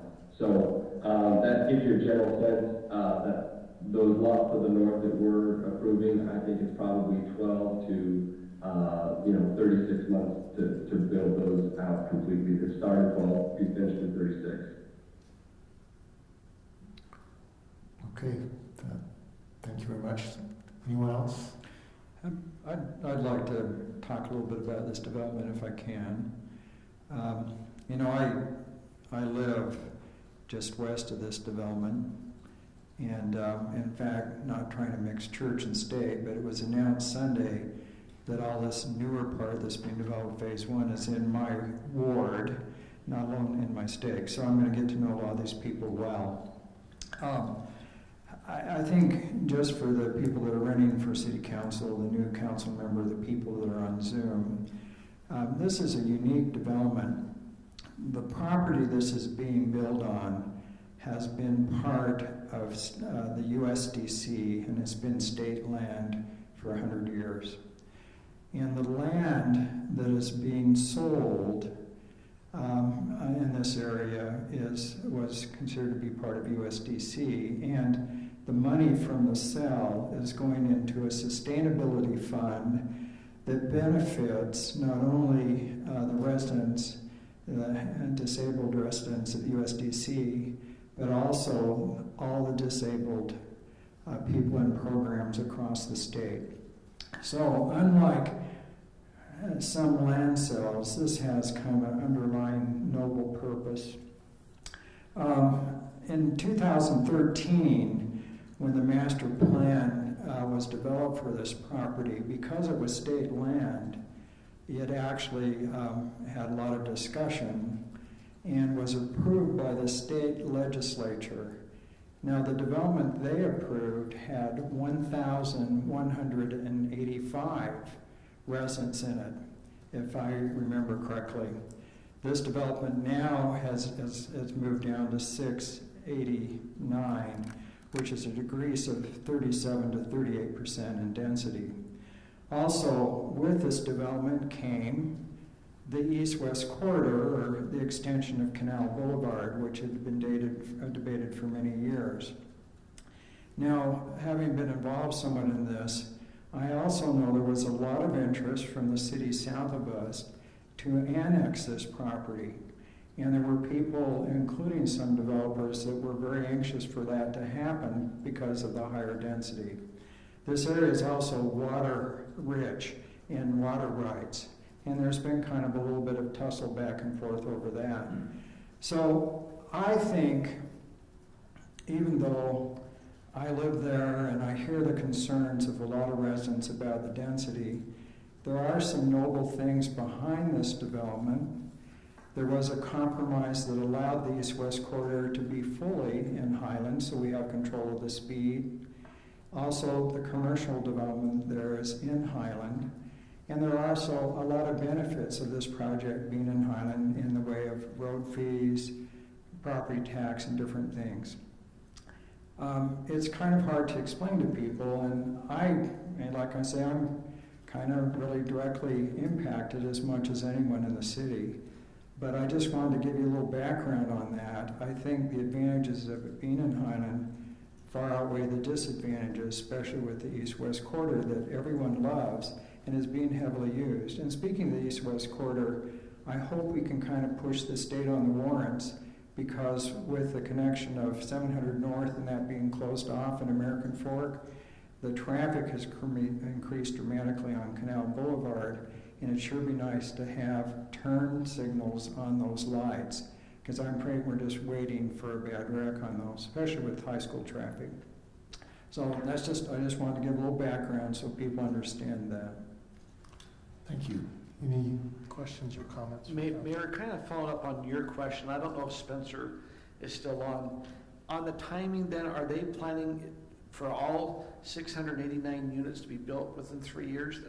Was I misunderstanding something? I just wonder when you say phasing, what's the numbers in phase 1? What do you think the unit count is in phase 2 and then the other phases? I'm still on, and I'm glad you asked that question, Councilman Hoffler. What you see in the purple, orange, and blue is the most imminent for development. That's about 300 units. The area that is orange will develop as one phase in the next 12 months. That's 96 units.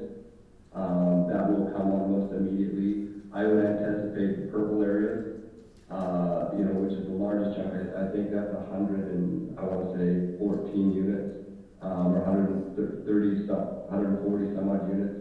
That will come on over a series of, I would say, 3 to 5 years. That's going to be the slowest to come on just because it's a more expensive price point, and a builder that already has inventory. And then on the northeast side, as we go back to that area, I would anticipate that will come online in 12 months, and that will probably take, 12 to 36 months to build out. So that will be finished off in 3 months. So in answer to your question, it would be a phasing where those 300 units will be built over the next, I would say, 5 years. It'll be more front-loaded. I think you'll see the most activity in year 1 through 3, with less activity in years 4 to 5. It will just kind of be wrapping up. So does that answer your question?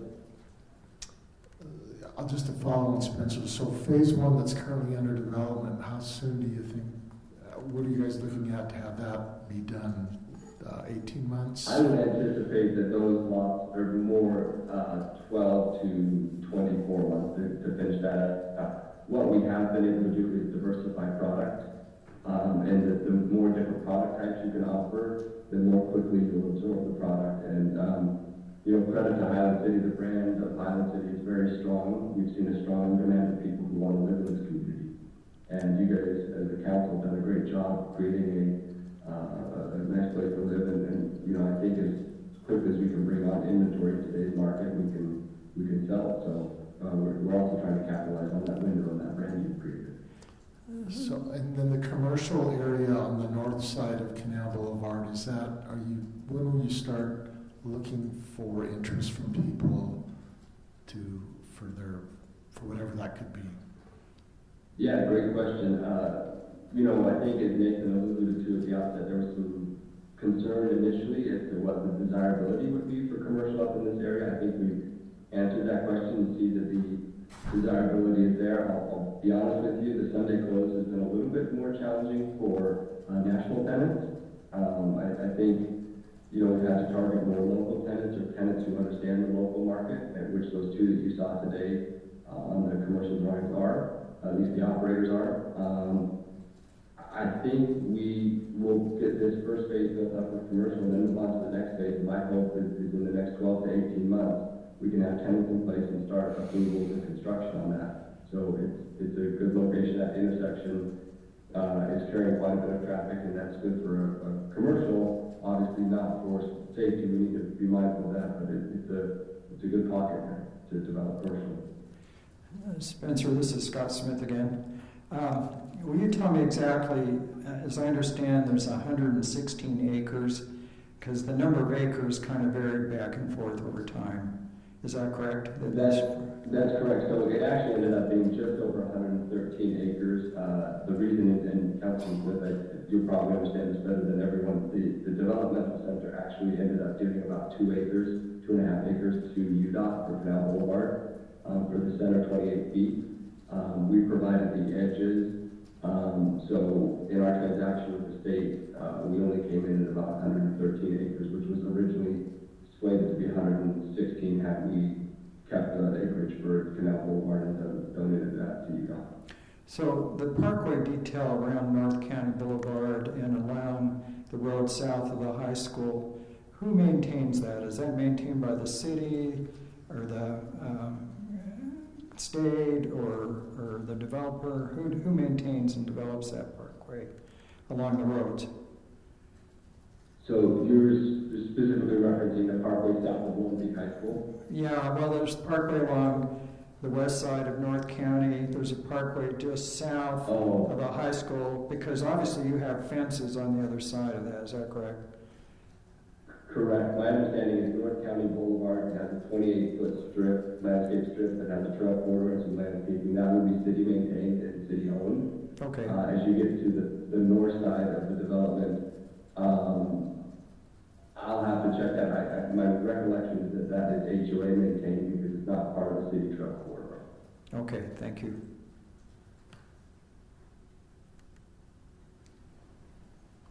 Any other questions, comments?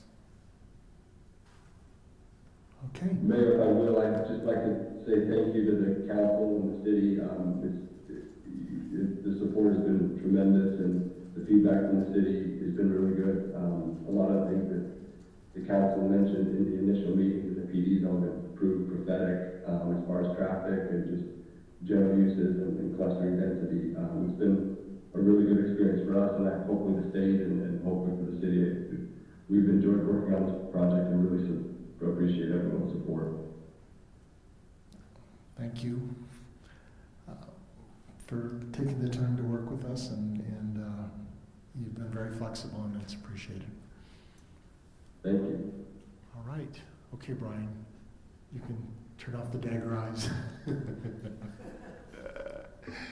Okay, we're on to item. I just want to make one other comment. My wife is going to be so excited that there's going to be a Costa Vida there. In fact, she'll probably camp out. Well, she might even be able to ride her bike on the trail. Yeah. Okay, so we have our action item, American Rescue Plan, ARPA funding, and application for Utah.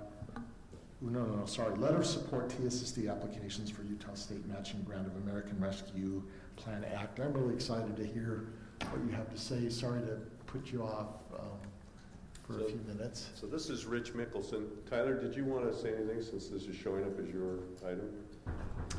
I'm happy to defer to Brian as we did hold a singing competition, and Brian won out. Yeah. True. So.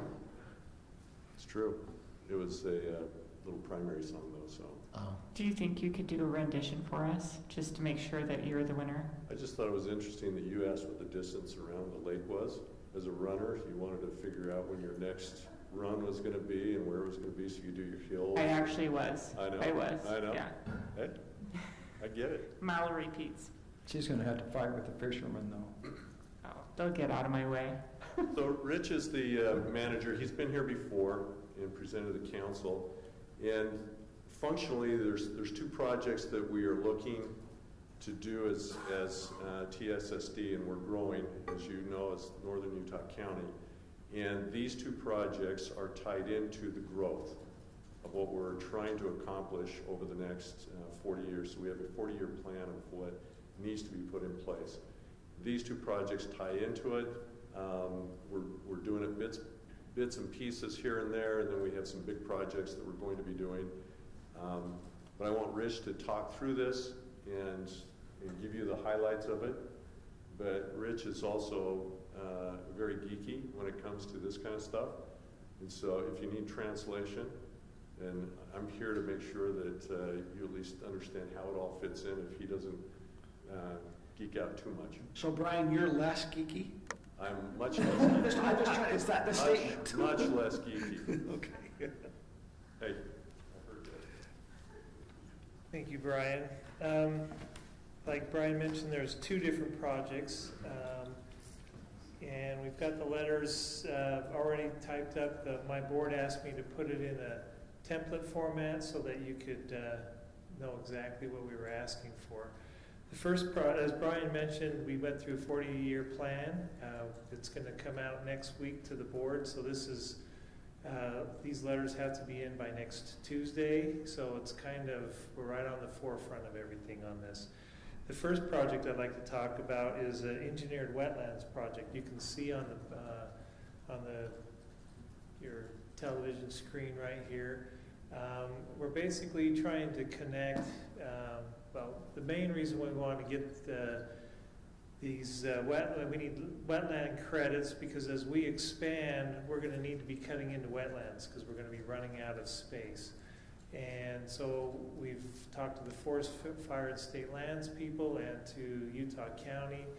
We basically want to connect the Linden Marina over to the Boat Harbor Marina with a walking path, and the trail is perfect for 5K if you're interested on that.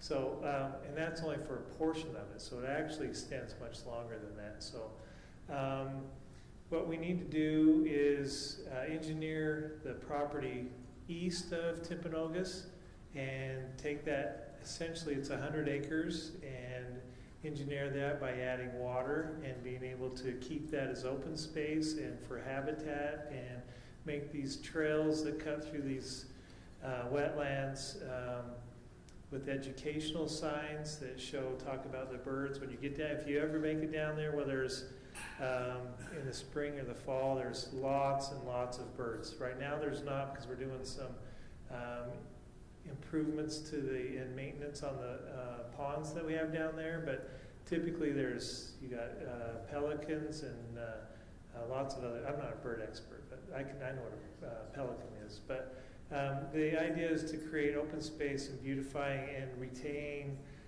some open and wetlands type area where there's just everybody's growing and growing and growing, and we want to maintain that.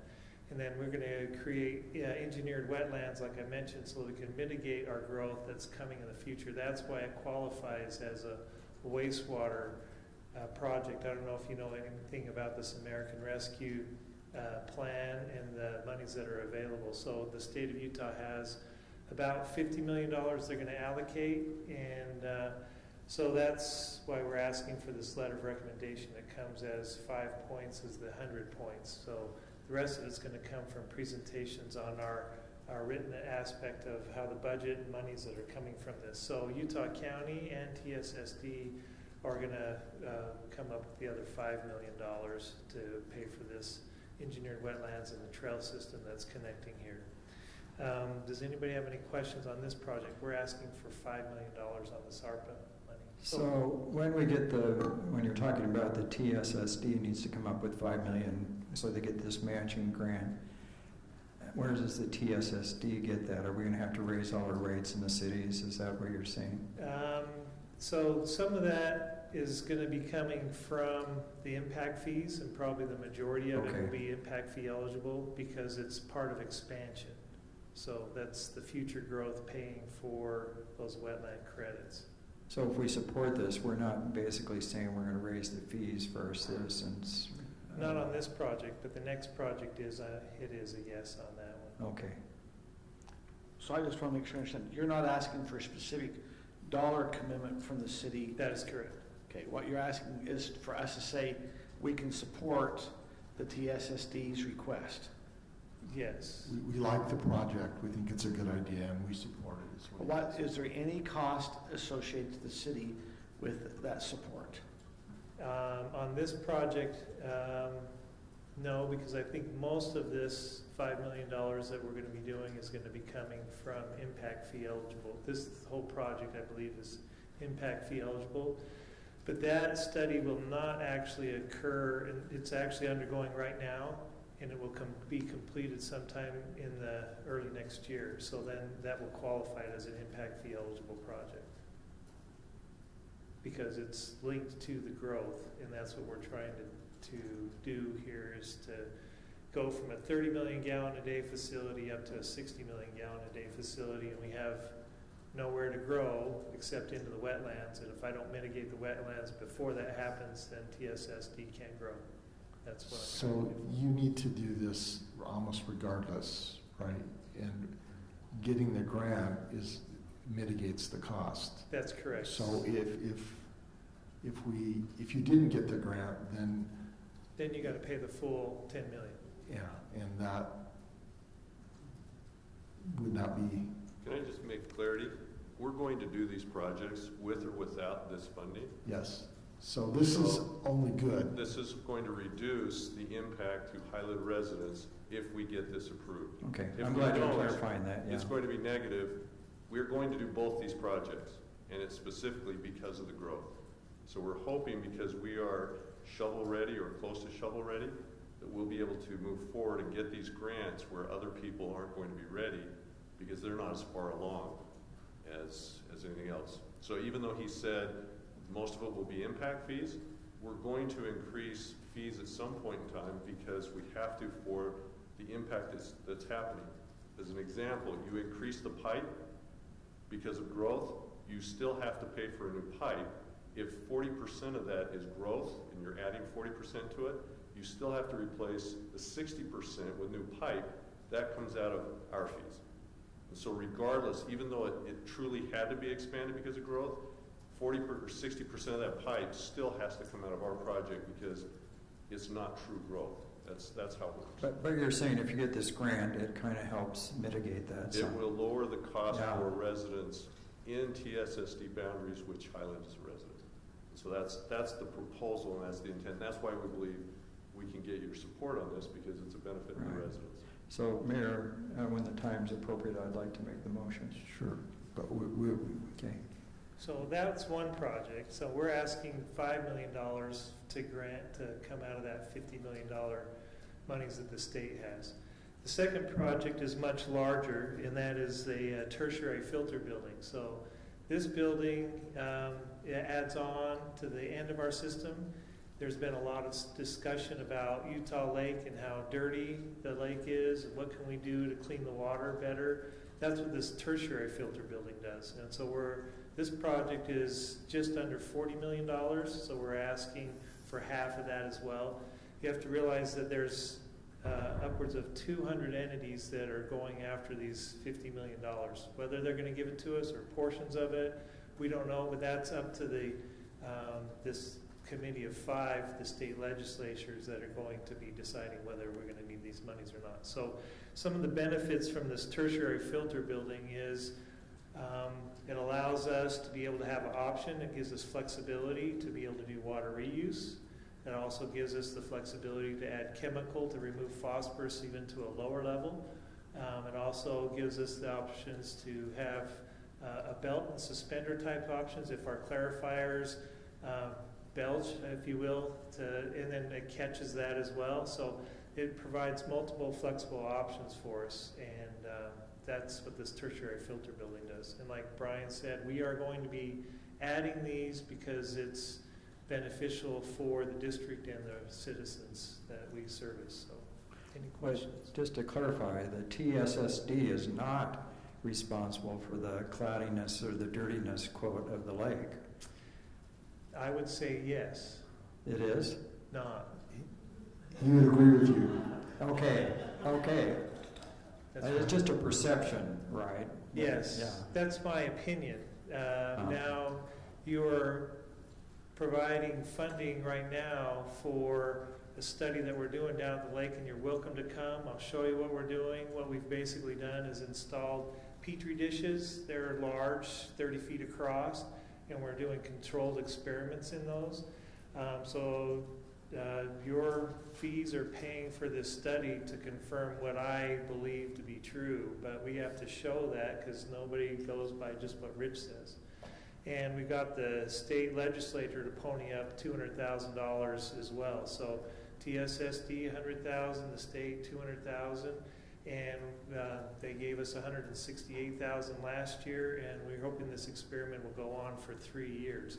So that's to be seen next year whether the state legislature has money to provide this study to continue. So if you'd like to know more about that study, I've got time and we can show you what we're trying to do. It's very intriguing. So that's very interesting. So, but at the end of the day, it's not your call, it's the state's call. And whatever they say it is what you have to do, right? So we have tried to, with our master plan, put lots of flexibility in there because their target is not, this is what you have to have, because if it is, we'd be there.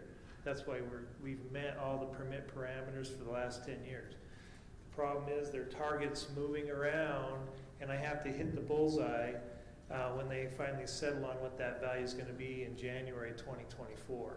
And then I have to comply by 2030. So, and it takes 5 years to build something that gives us 1 year of flexibility. So I have got to plan ahead and be able to hit that target, whatever it is, so. There's just one additional component to this tertiary filter system. If we put this in place, it will actually clean the water well enough. It gives him the flexibility that he just described, but it also, because of the type of system, it gives us the ability to do a reuse water. What that means is the water that actually is filtered through the facility, we could actually use back on our parks. So we have the water rights to it. It's our water that flows into the plant until we give it back to the lake. It's still our water. And so we could actually reuse it. Now, the question is, would we take it and physically pump it back here? It may not be worth that cost, but we could possibly trade it with Lehigh or American Fork, who have it close, or we could recharge the aquifer or something else with that water. And so having this system, another reason that we're pursuing this, I mean, we would do this because it gives us more flexibility, but one of the potential benefits is it could actually come back and help Highland and all those who are putting water into the system to be able to have additional water rights that we could actually use to our benefit. Now, we don't know that for sure. There's some legal issues that we're working through, but we think that if odds are on our favor, that we'll be able to use that. Great. That's great. Yes, thank you. It's all good. So the net total you're going to be asking the state for is 25 million? That's correct. And then you may get that, or you may get less than that. But whatever you get will be helpful. Is better than nothing. That is correct. Right. And both projects benefit the communities as a whole and the region as a whole, and help with potential water reuse and cleanliness. And you've got your partners, because we're all in. TSSD is a partnership organization anyway, right? Yes. And that's one of the criteria for the grant, is that you have partners. So you've got built-in partners. You hit the qualifiers on a lot of the items that are out there. So That is correct. excited. Plus, they just gave us what the score sheet's going to actually be. So I've reviewed that today, and so we're going to make some changes to our actual paper to that committee to address all of their scoring concerns so that they can see why our project is beneficial. So in whole, it's going to be the same, but we're going to add some additional information like scope of work, and engineers are going to put together that. Like Brian mentioned, we didn't throw this together this last month. We've been working on this project for over 2 years, and so we're close to be able to make things happen. So the timing is everything. That's correct. Can I ask a quick question? Is any of this impacted at all by Representative Bremer's Utah Lake bill if he presents that again? From the work that we're doing, no. I think if he was here and saw that what we were doing, that we're providing a better option for cleaner water, I think he would be in favor of us being able to doing that. So with respect to our letter of recommendation, do we need to do a separate one for each project? That's correct. So in your packet, I believe Brian has put together and personalized that template for Highland City, and there's 2 letters in there that go to Timpanogos, and I need those by next Monday so that I can submit our packet as our presentation on the 15th. So if you could pass that, that would be advantageous for us. I might point out, we did not include the letters themselves. We did include the project descriptions. So if you're looking through your packet there, we'd be happy to provide the templates that TSSD gave us.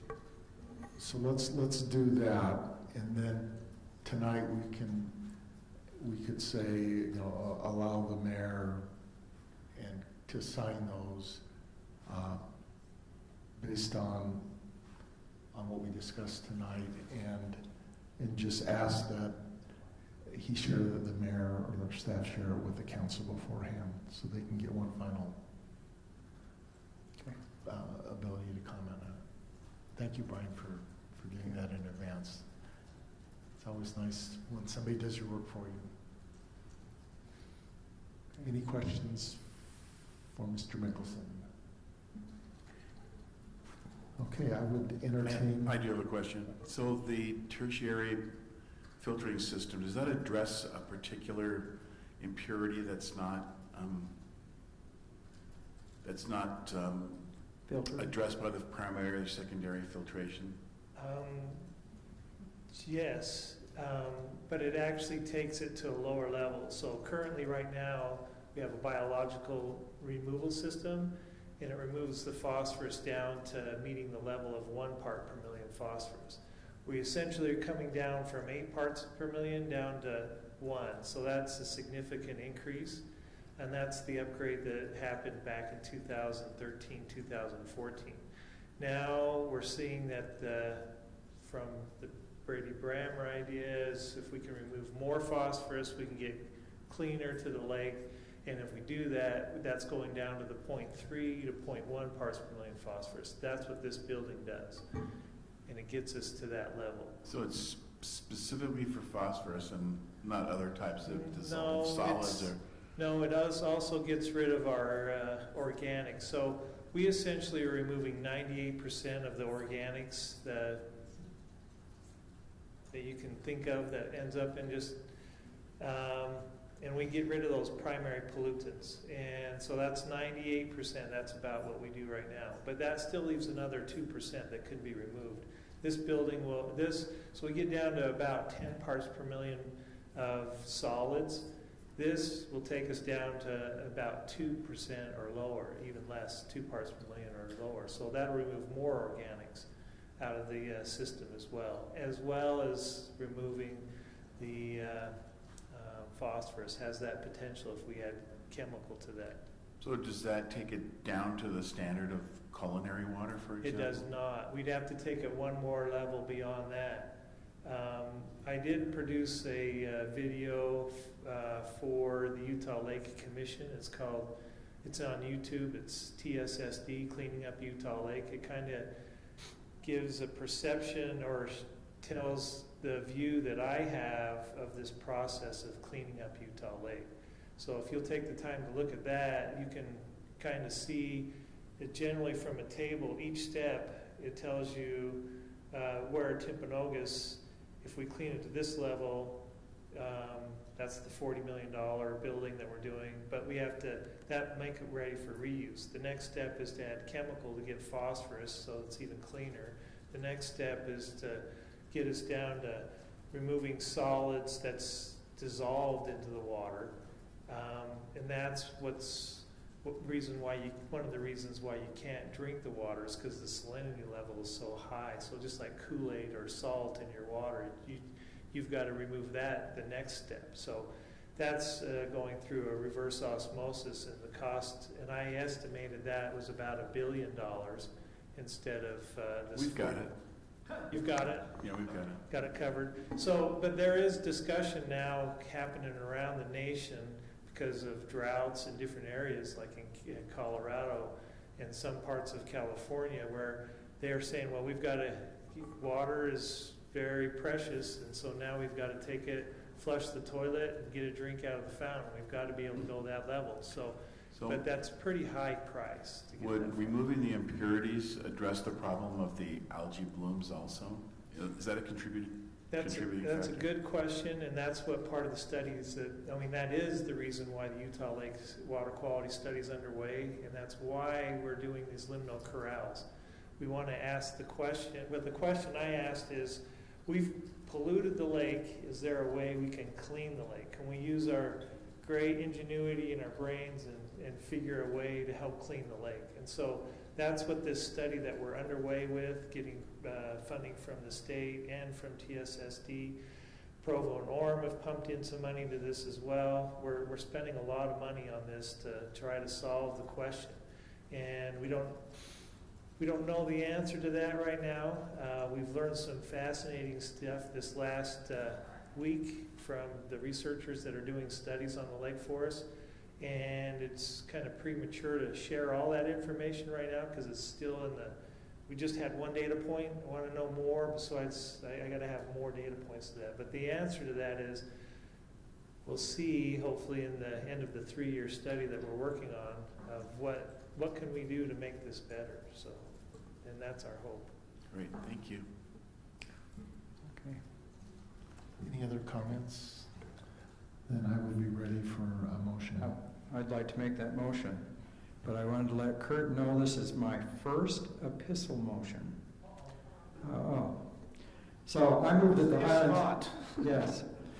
I move that the Highland City Council direct the mayor to sign 2 separate letters of support for the Timpanogos Special Service District's applications for the American Rescue Plan Act matching funds to the state of Utah for the following 2, and the following 2 letters are for the following. Let me see if I can get that out right. But anyhow, for the Utah Lake Engineered Wetlands, that's letter number 1, and letter number 2 is for the tertiary filtration of treated wastewater.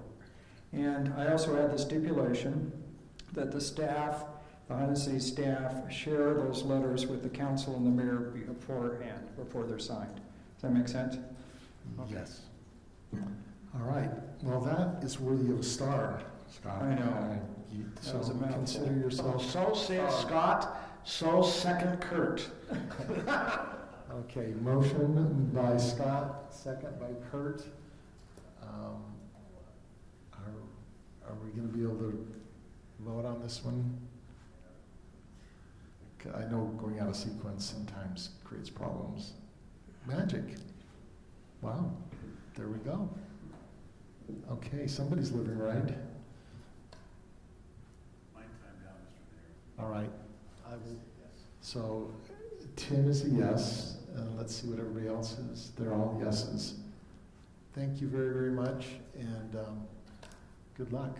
Thank you. And I was waiting for some great question to come from Tim. So. Oh, shoot. I'm like, what put on question the am I spot. supposed to answer? Something about running. Trails. How long? This trail you talked about, where you said it could be possibly longer than a 5K. Are we thinking half marathon, marathon? What are we thinking here? For Brian's sake. I think it would be closer to a half marathon, definitely not a marathon. Could you do that in kilometers, please? Yes, that would be 6.6 times 13. So that's 0.6 times 13.1, 7.86. How much? 7.86. Does that sound good? Sounds great. I could So be off how track. would you advertise that? The sewer half marathon? I'm thinking so many things right now. Thank you. Thank you.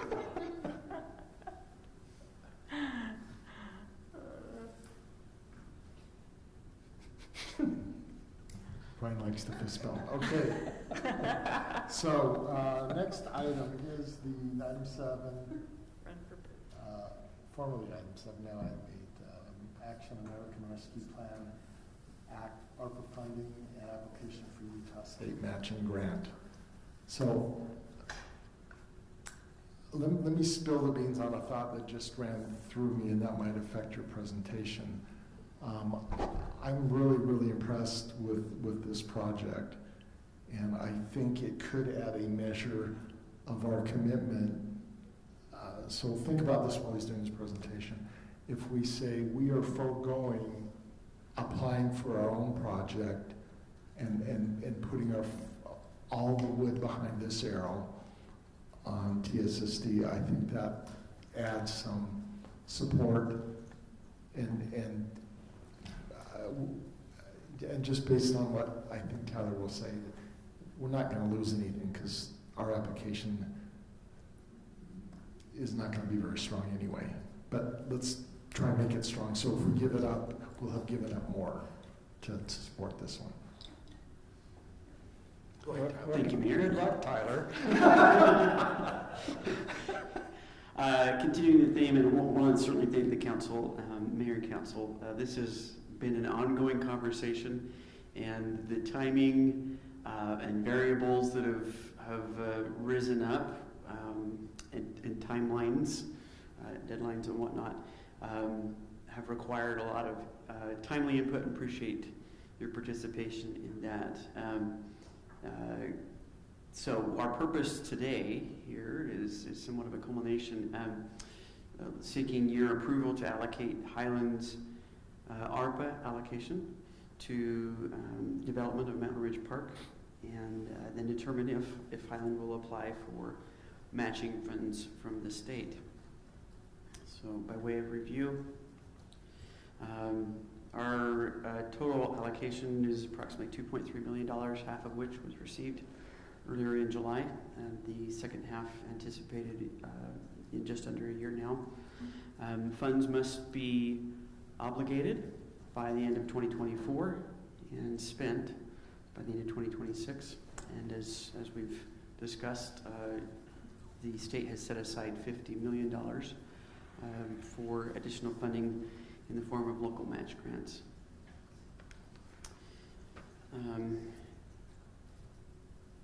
The picture may show up better on your screen, but wanted to recognize your direction in the last meeting and since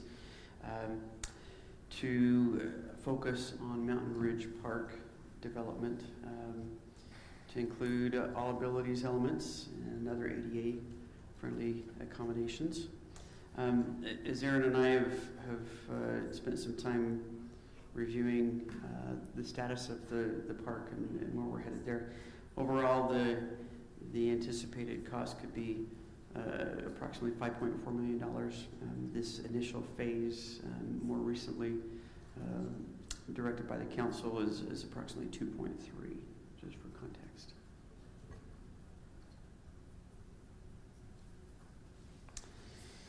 So the federal government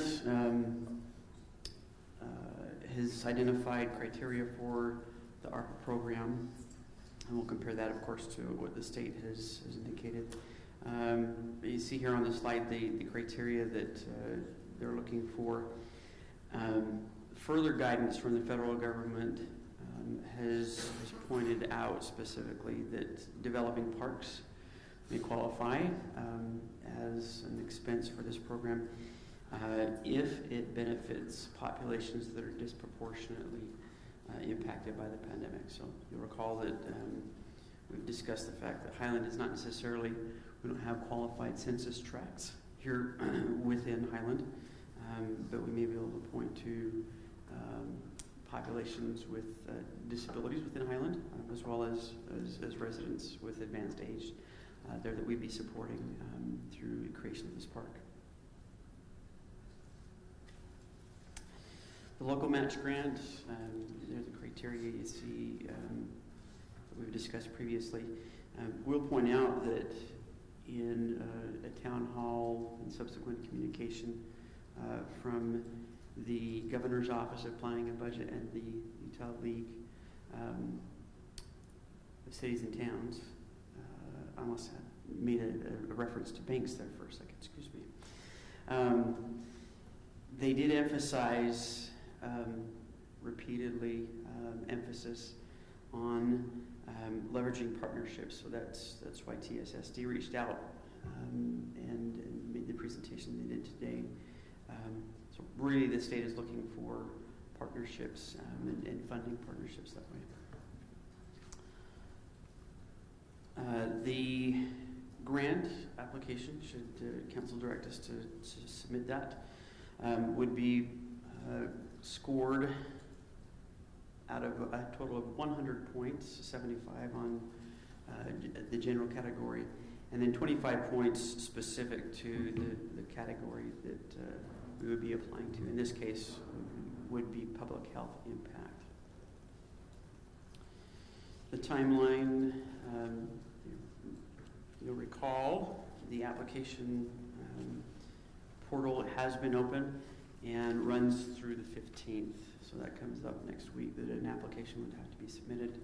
The committee will then review, and that committee is made up of a couple of legislators, Cameron from the League and Sophie DeCaro from the Governor's Office of Planning and Budget, as well as the lead, the head of the county organization. They'll then make the recommendations and funding awards to be determined and dispersed in mid-November. So, in review with staff and our city attorney,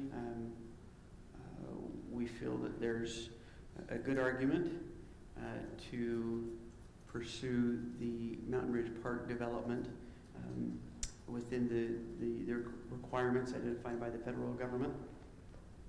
As far as the state matching grant, we certainly can submit that application. We've done some preliminary gathering of documents and data, should the council choose to make that direction. The challenges we see include the fact that this isn't the primary focus that the state articulated.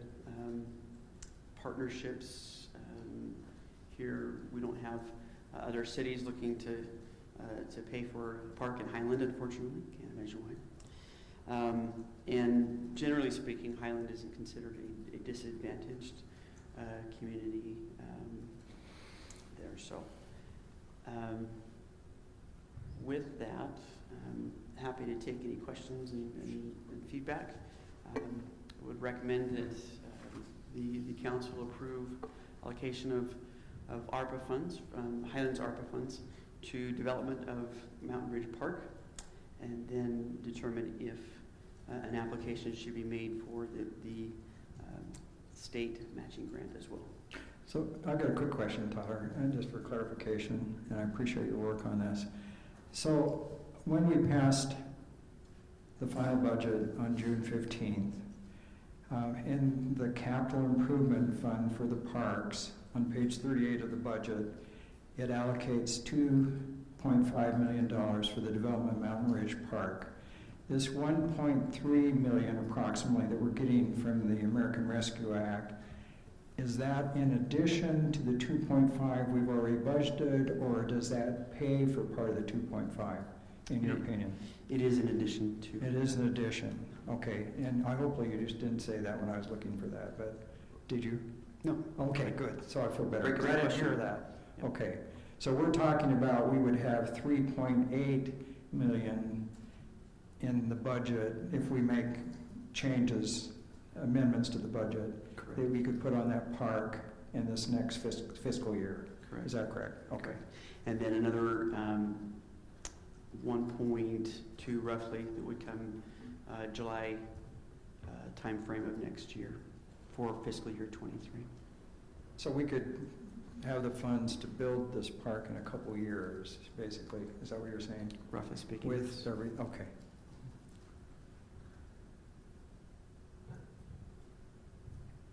Any other questions or comments? The one, coming back to the TSSD project, I see that as directly benefiting Highland residents and actually saving us money, which is why I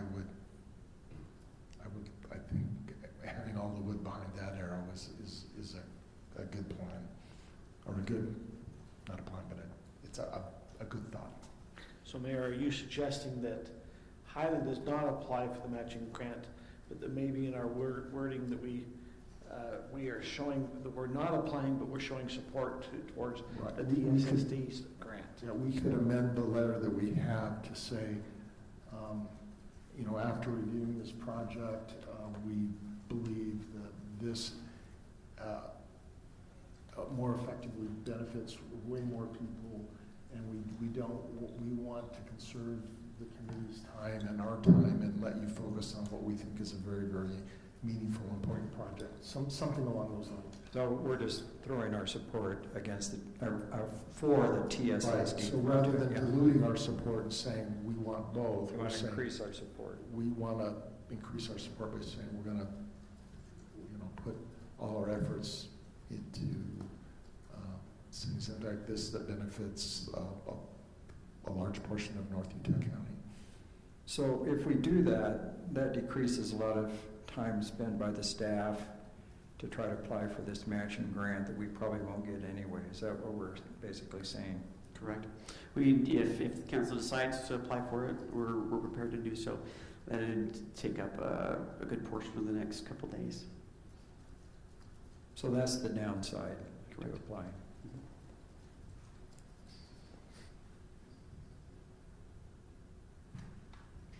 I could get behind the mayor's idea because it seems like from looking at the criteria that our project for that match doesn't meet the criteria nearly as well as the other. So I could get behind that idea, Mayor. Thank you. Any other thoughts?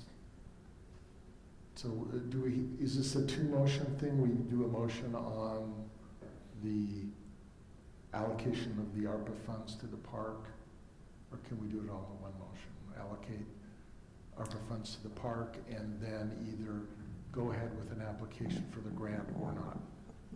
I would say do it in two, because you're adding that kind of qualifier on, right. This is why we're not doing the application, just make that clear for the record. So we're looking for two motions. The first should be easy. I'll do the first. I move that the city council approve use of the city's ARPA funding to develop Mountain Ridge Park. I'll second that.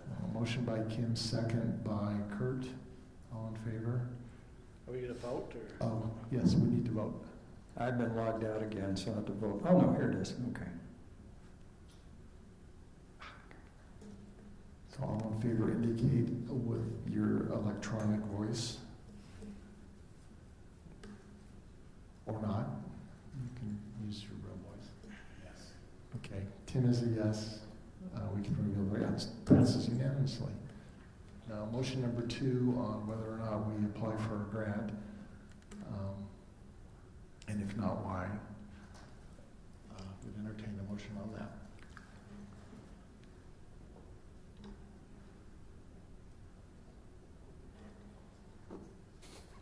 Can we have one of the other candidates make that motion? The one of the 3 back there? Yes. As practice? Or? I guess I would say, so I've been working over the past month trying to get support for the park, and I have a couple of organizations who are willing to support it. That being said, I'm not sure that that is anything that would change the criteria enough, because we don't have, nearly as specific of a plan, I think. So I'm willing to continue working on that if everybody else decides they want to go that way. I think we have some good support for the park, going forward as a separate thing from this.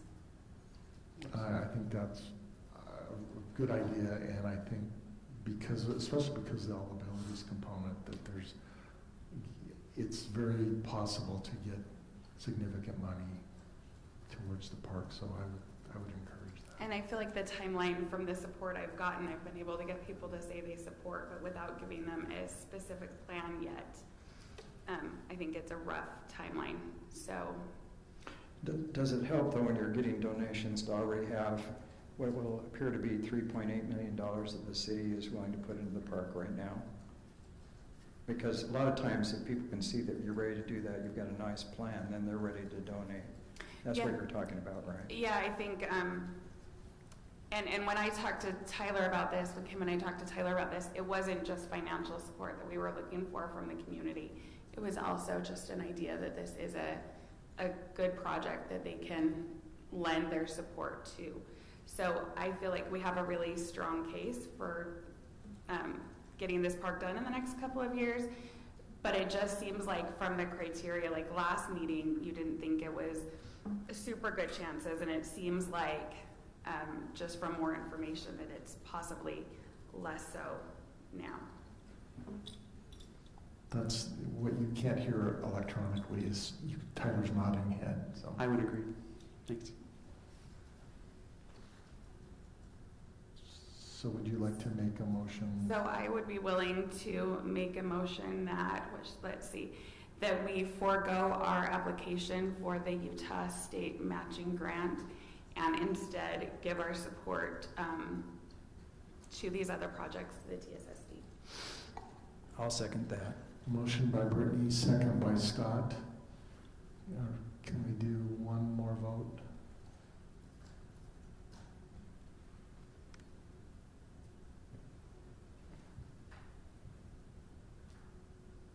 And that passes unanimously.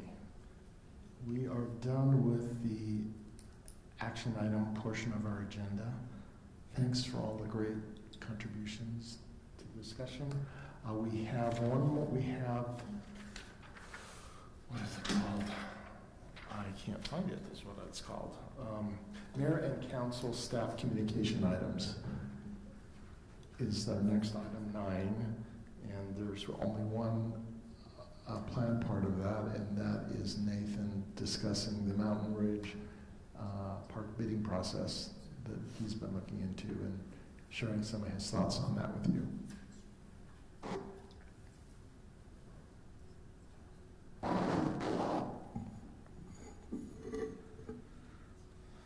Okay, so I'll make this brief since we went through many of the details just previously.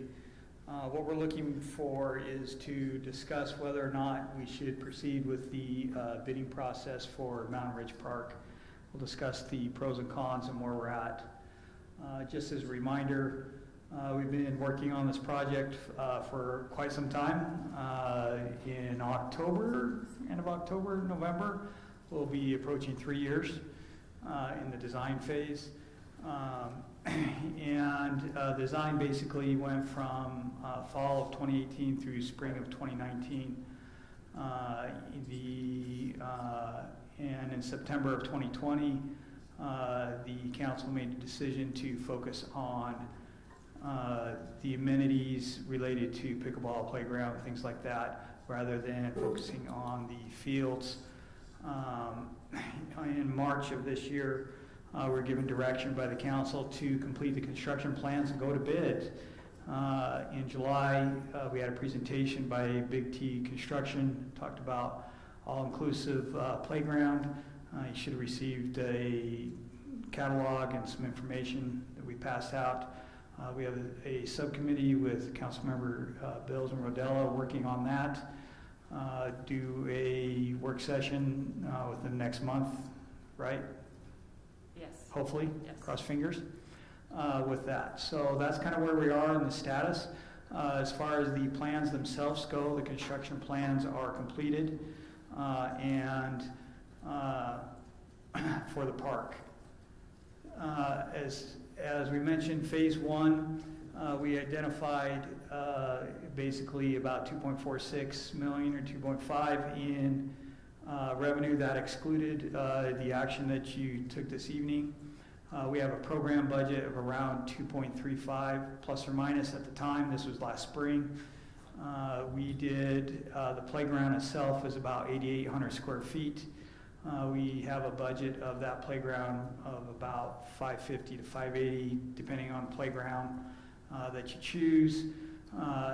The playground, it would be, the equipment would be between $325,000 to $350,000 roughly. $130,000 in the surface. That's the, I forgot what we called it. Yeah, well, not softball, but it's like the rubberized surface on it for a wheelchair. 130 under each scenario. You'll see 85 in installation and 10,000 shipping for the equipment. See how that's broken down. Now that's exclusive of any potential future donors that come in and say, well, that's correct. That's just the cost. That's just the cost.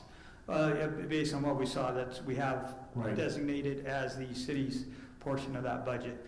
So here's the general. I chose this one just so you can see the amenities generally speaking. It does have a playground, CXT playground. CXT restroom, much like the one on the north end of Highland Glen Park that has these separate doors. Looking at there to the right of that is a pavilion separated. They're not attached, they'll be a separate walkway in between the two. Then you have 2 large pavilions. In the middle, we call it the leaf area, is the playground area, 8 pickleball courts, parking, and then the field area on the south. That's the general layout. You'll notice the area to the west hasn't been programmed. In park planning, they call it programmed. With activities, that was where the location of the park maintenance building was going to be. It's just future development area, potential grass area at this point in time.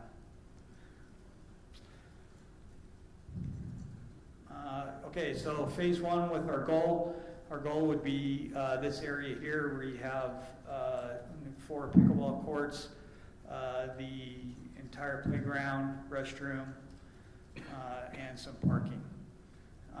That would be phase one. So when you bid a project, we would say, okay, our goal is to build this, give us your bid for this area. We would exclude and reserve costs for the playground. In other words, we're not asking you to bid the playground because we don't know what that is yet, but everything minus the playground, and then come back with those bids with that. Then it would be like going to dinner. We'd have a menu choice. They would then provide us costs for providing these other facilities, whether it be the shade, lighting for pickleball, extra courts, additional parking, additional pavilions, things like that. And then as we have funding available, we would choose those improvements. For example, if we had funding for 5 more benches, we'd choose 5 more benches, or we'd have funding for the additional pickleball courts, we would choose that. So it's kind of we call it alternative bids, but it gives us the chance to say, pick the best amenities for the best price that we can get. It's a common process used for these types of projects.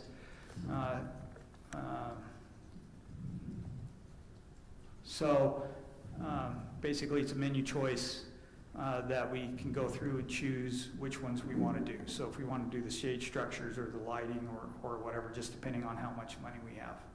Again, we reserve that amount for the playground as the city's contribution. If we raised additional funds, it could either, depending on what the council chose, it could either be reduction of what the city is paying or addition to improve the equipment or whatever the council wanted to do in that area.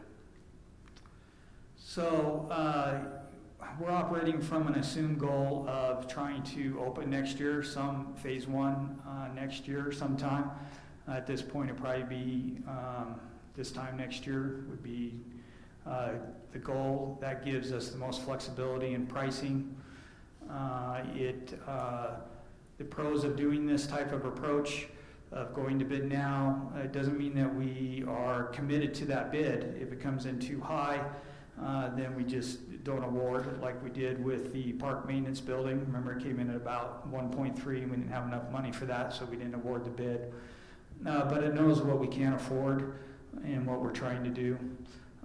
We can get on a contractor schedule. Right now, contractors are scheduling their work for next year.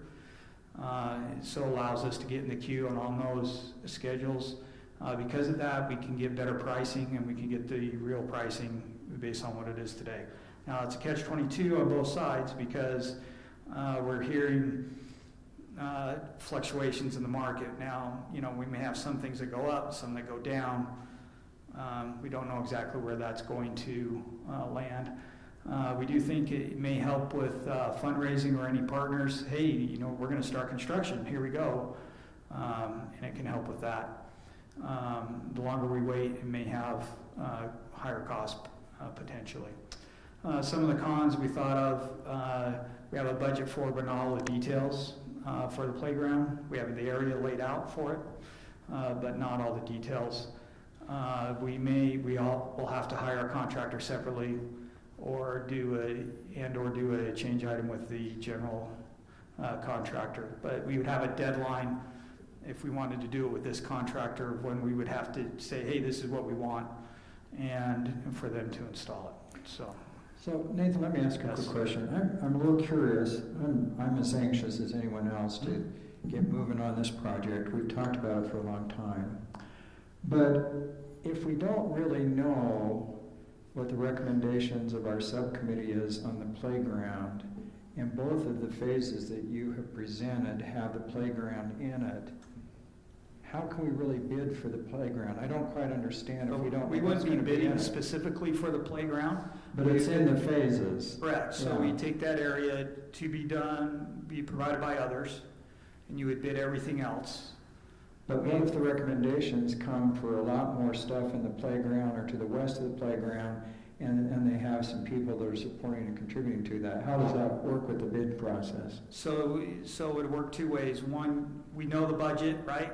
So we know that we're going to spend 500 to 550 to 580, whatever council determines, on the playground. Anything above that, for example, we'd either have to fundraise or find additional money for. So we know that this area, 800, can you go back to the, we know that this area is for the playground. We know it's 8,000, almost 9,000 square feet. We know that's going to be that, and we're just going to, based on what the council determines how much money we have, put it in there. If it expands a little bit, we can change that a little bit, but generally speaking, that's what it is. So there could be room to expand that, but if you're looking at a major expansion To the west, right? This was something I wanted to ask. So if we're looking at if they go out and raise money and they get excited about some different amenities, we can still adjust on the west, right? And we can flex that west area however we want with that additional money. So you could do another little flying saucer shaped thing or some other shape. That, I mean, you're talking hundreds of thousands in there. Yes, So yeah. So I'm thinking but big. you can, right? but thinking Right. big if we got it. Well, So. can we hear from the subcommittee members? Because what do you think about going to bid for you? We've seen your recommendations. Do you feel comfortable with that? I don't know. Do you want to take it, Kim, or do you want me to? I'll let you take it, and then I'll comment after. So Kim and I have been working hard, and we think that we'll have a really great conversation when we do our work session. So I, for one, would prefer to wait. Just a couple things. So when I was talking to one city, it might have been Cedar Hills, I don't remember which one, they, for example, said that they regretted putting pickleball courts right next to the All Abilities playground, because having that loud noise right there by where the kids were playing, especially if there are some special needs kids, was really, it just made it harder to hear the kids, and the noise was just bothersome to them. So I would prefer to wait just a little bit until we can have a work session about it, just to make sure we're not making any major decisions that we'll regret. And I kind of just feel like there are other cities who have done this, and I've heard them talk about some of the mistakes they've made. So I would love to be able to learn from those so that we have the very best product possible, since this is really our last big park. Can I ask a quick question then, Brittany? So there are a lot of people in the city that would like to have some pickleball courts in the city. You're not talking about eliminating the pickleball courts, but maybe moving them to a different part in the park, away from the... I mean, that's what I've heard that another city had a problem with after they put it in. So I know from talking to Nathan that changing anything major in the design is problematic and super expensive.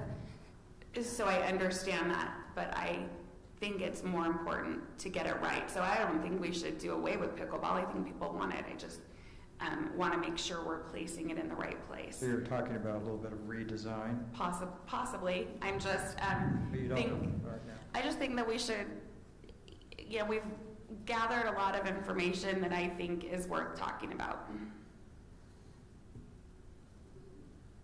The end objective of the discussion is just direction to staff how to proceed. It's not a vote, so that's a valid thing. So let's just hold off on doing DNA till that work session. Yeah, I would support waiting until we get the work session. Our goal is, trying operating from the assumption that council wanted to proceed as we discussed in the past. And we're fine waiting, that's up to you. When is the work session again? I don't think we have it. We're scheduling it. We're just having to work with 2 different cities to get a date. So we put 3 dates out of the Tuesday before city council, either September or October. So it should be finalized this week what date. Okay, so it'll be probably by the end of October for sure? Yeah. So we're talking Absolutely. about maybe a 6-week delay in bidding or something, depending? Yeah. Okay. So council, are you with that, of just waiting till we have the work session to final before we go? I'm okay waiting to have a work session. A couple of things, Nathan, I know as we're looking at design, we had a really active pickleball group here in Highland.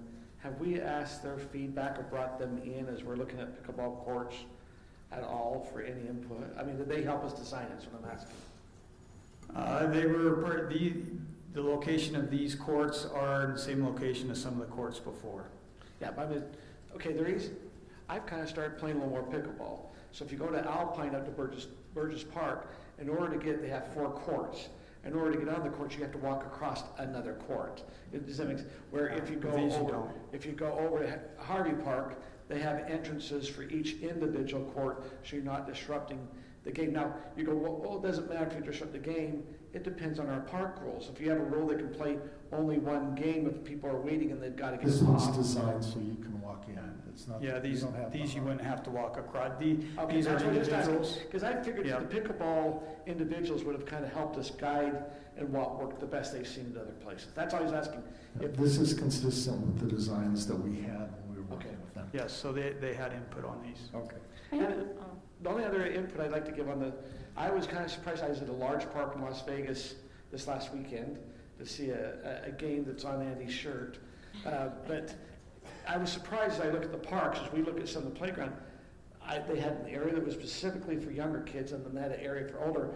And I noticed that the usage, I mean, it was really, as we're looking at different playground things, one was a little bit more all buildings, one was a little bit different, and it was just kind of an interesting, because I'm trying to watch similar things to also know what we're doing on playground. The concern, Nathan, on timing, all of us don't know. I mean, right now, if you said, hey, let's go get supplies, we don't know if we can get it, we don't know the cost. It's hard because we would have known before. One question I have is, does this park tax that we're doing out in November, does that relate back to anything we're doing here? We told residents, hey, we need that park tax money to help fund for maintenance for this park, or what are we tying to that parks tax? We weren't specific with it. We just said parks, because if you're specific with it, then you would have to tie it to a specific thing. But the more general you are, then you can have more flexibility there. And all the parks need some help. Yeah. Yeah. I have a question about the bidding process. So is there 2 different types of bidding process where you have an open bid versus a preferred bid? How does that work? For example, how did we bid with Blue Line and Big T and all that? Just tell me a little bit about that.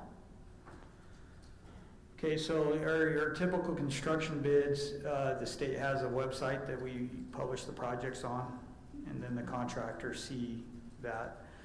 You can do a pre-qualified bid for some construction projects if you want. We haven't done that for parks. We build so few of them that it would be a time intensive, and I don't know if it would be worth the effort to do that. As far as the design process goes, the contract with Blue Line is $100,000. So we've spent that on the design and the construction documents.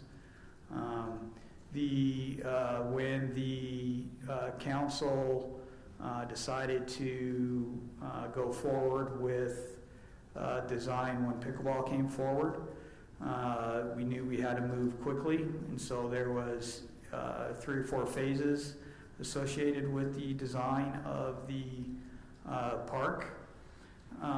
And we solicited 3 bids from 3 firms, and Blue Line was the lowest cost of those 3 firms. And it was not the pickleball group had a different firm that they wanted to use. Correct. It was higher priced. Yes. So we went with Blue Line. As far as what happened for the playground equipment, when the council decided to move forward with bid documents on that, we had to start someplace. So they reached out. Blue Line reached out to 2 separate firms that provide playground equipment for cities. And in looking in-house, we do a lot of work with Big T, just because I can't remember who the company is, that we get our playground from. It's kind of like if you use all your cars or Honda, you're buying all the same parts, right? So we buy all the same parts for slides and stuff like that. And we had an internal review team review the proposals. We felt that we were getting more bang for our buck and there were better designs, and that's why we brought them forward to present those to the council. So Nathan, this time, because of the direction the council gave in March of this year to move forward to bid, we have all bid documents put together with this concept, but it doesn't have necessarily all concepts of the playground. Is that correct, or does it have? We stopped, so we can move forward with what you guys saw in July. Technically, we can say, hey, provide your own concept bidders, and that'll be part of the evaluation. We can say, to be provided later, and we will provide the equipment, and we are asking the contractor to install it. There's a number of different options that we can do with that, but at this point,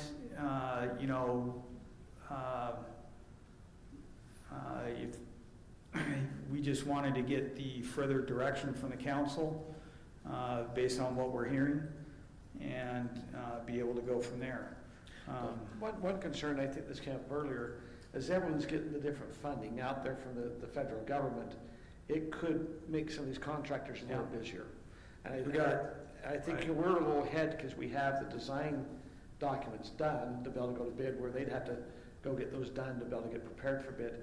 Nathan, if we hesitated, let's assume we're two council meetings since the 1st of October to see that, do you feel that would hurt our timing in the bid process, or what are you hearing out there?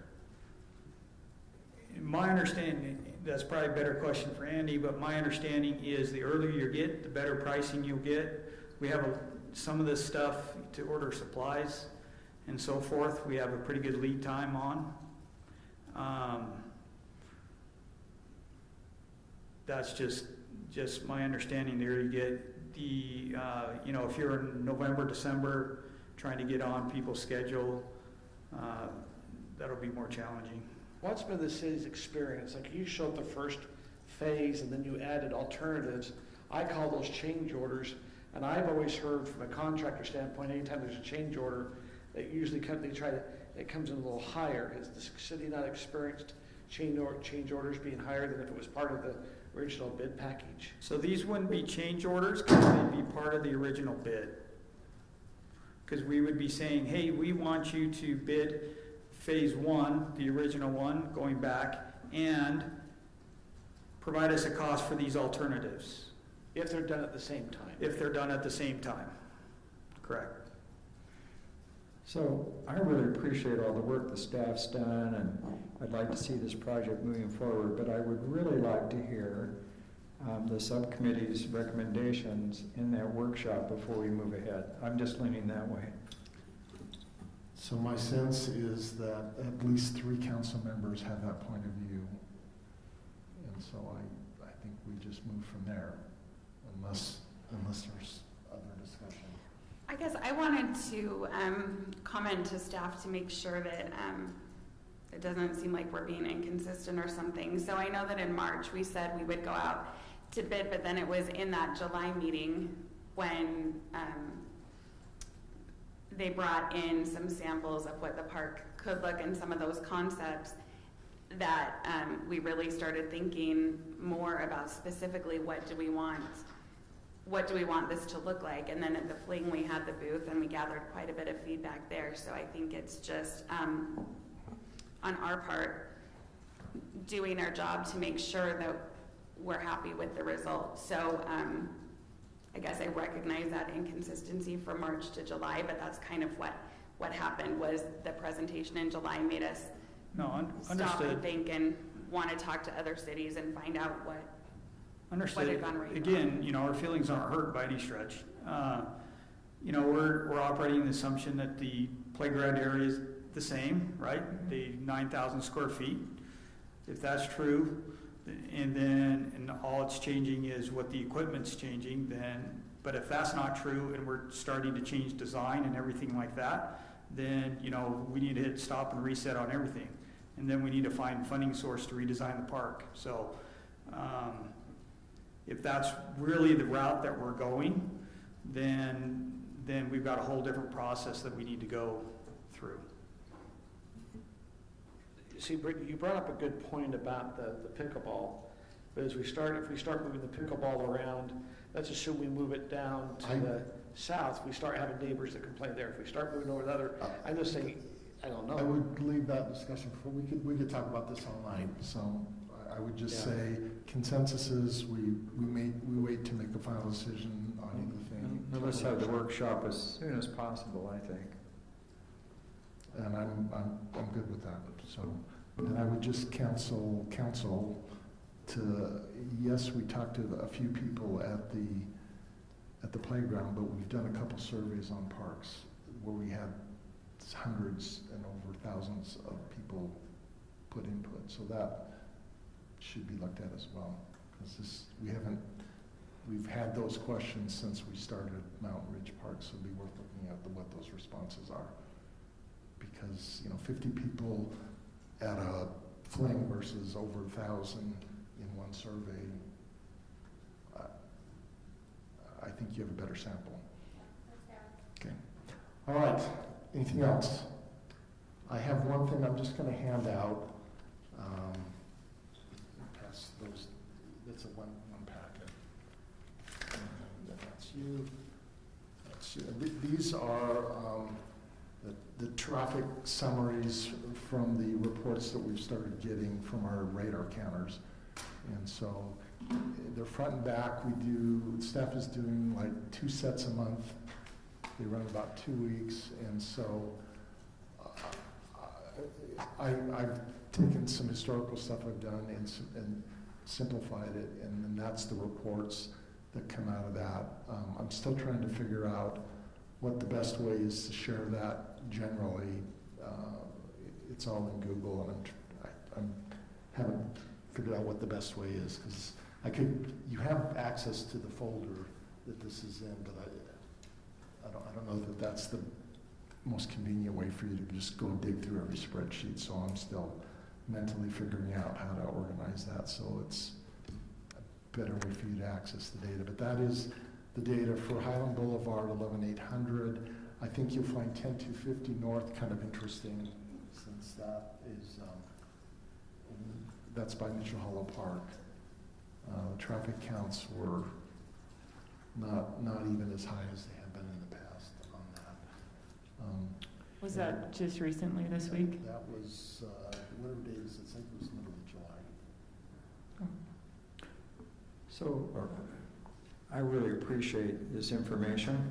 I would be curious if we're doing kind of analysis on the traffic count and the speeds along the Canal Boulevard East-West corridor. We've collected data already a couple times there, and we have a couple more scheduled. It's on rotation, so we've checked it on the west side of Alpine Highway, on the east side. I think I shared that with you in an email a while ago. And we'll be looking at it again when the Mitchell Hollow, when the connection there through that new development happens, because that will change the flow. We just, on one of those, we have a count on Madison now, before, and so we'll know what it is afterwards. So I'd just like to ask, because you know this is kind of a personal thing, because I live right there on the east-west corridor, but My sense is, I've seen the police there periodically, and I've seen a speed monitor on that, but my sense is a lot of people are speeding on that road. Correct. It's not our worst. Yeah. Highland Boulevard is one of the worst ones. Probably the worst ones, but it's also got a lot more noisy, I've noticed, and it's probably because school's in session.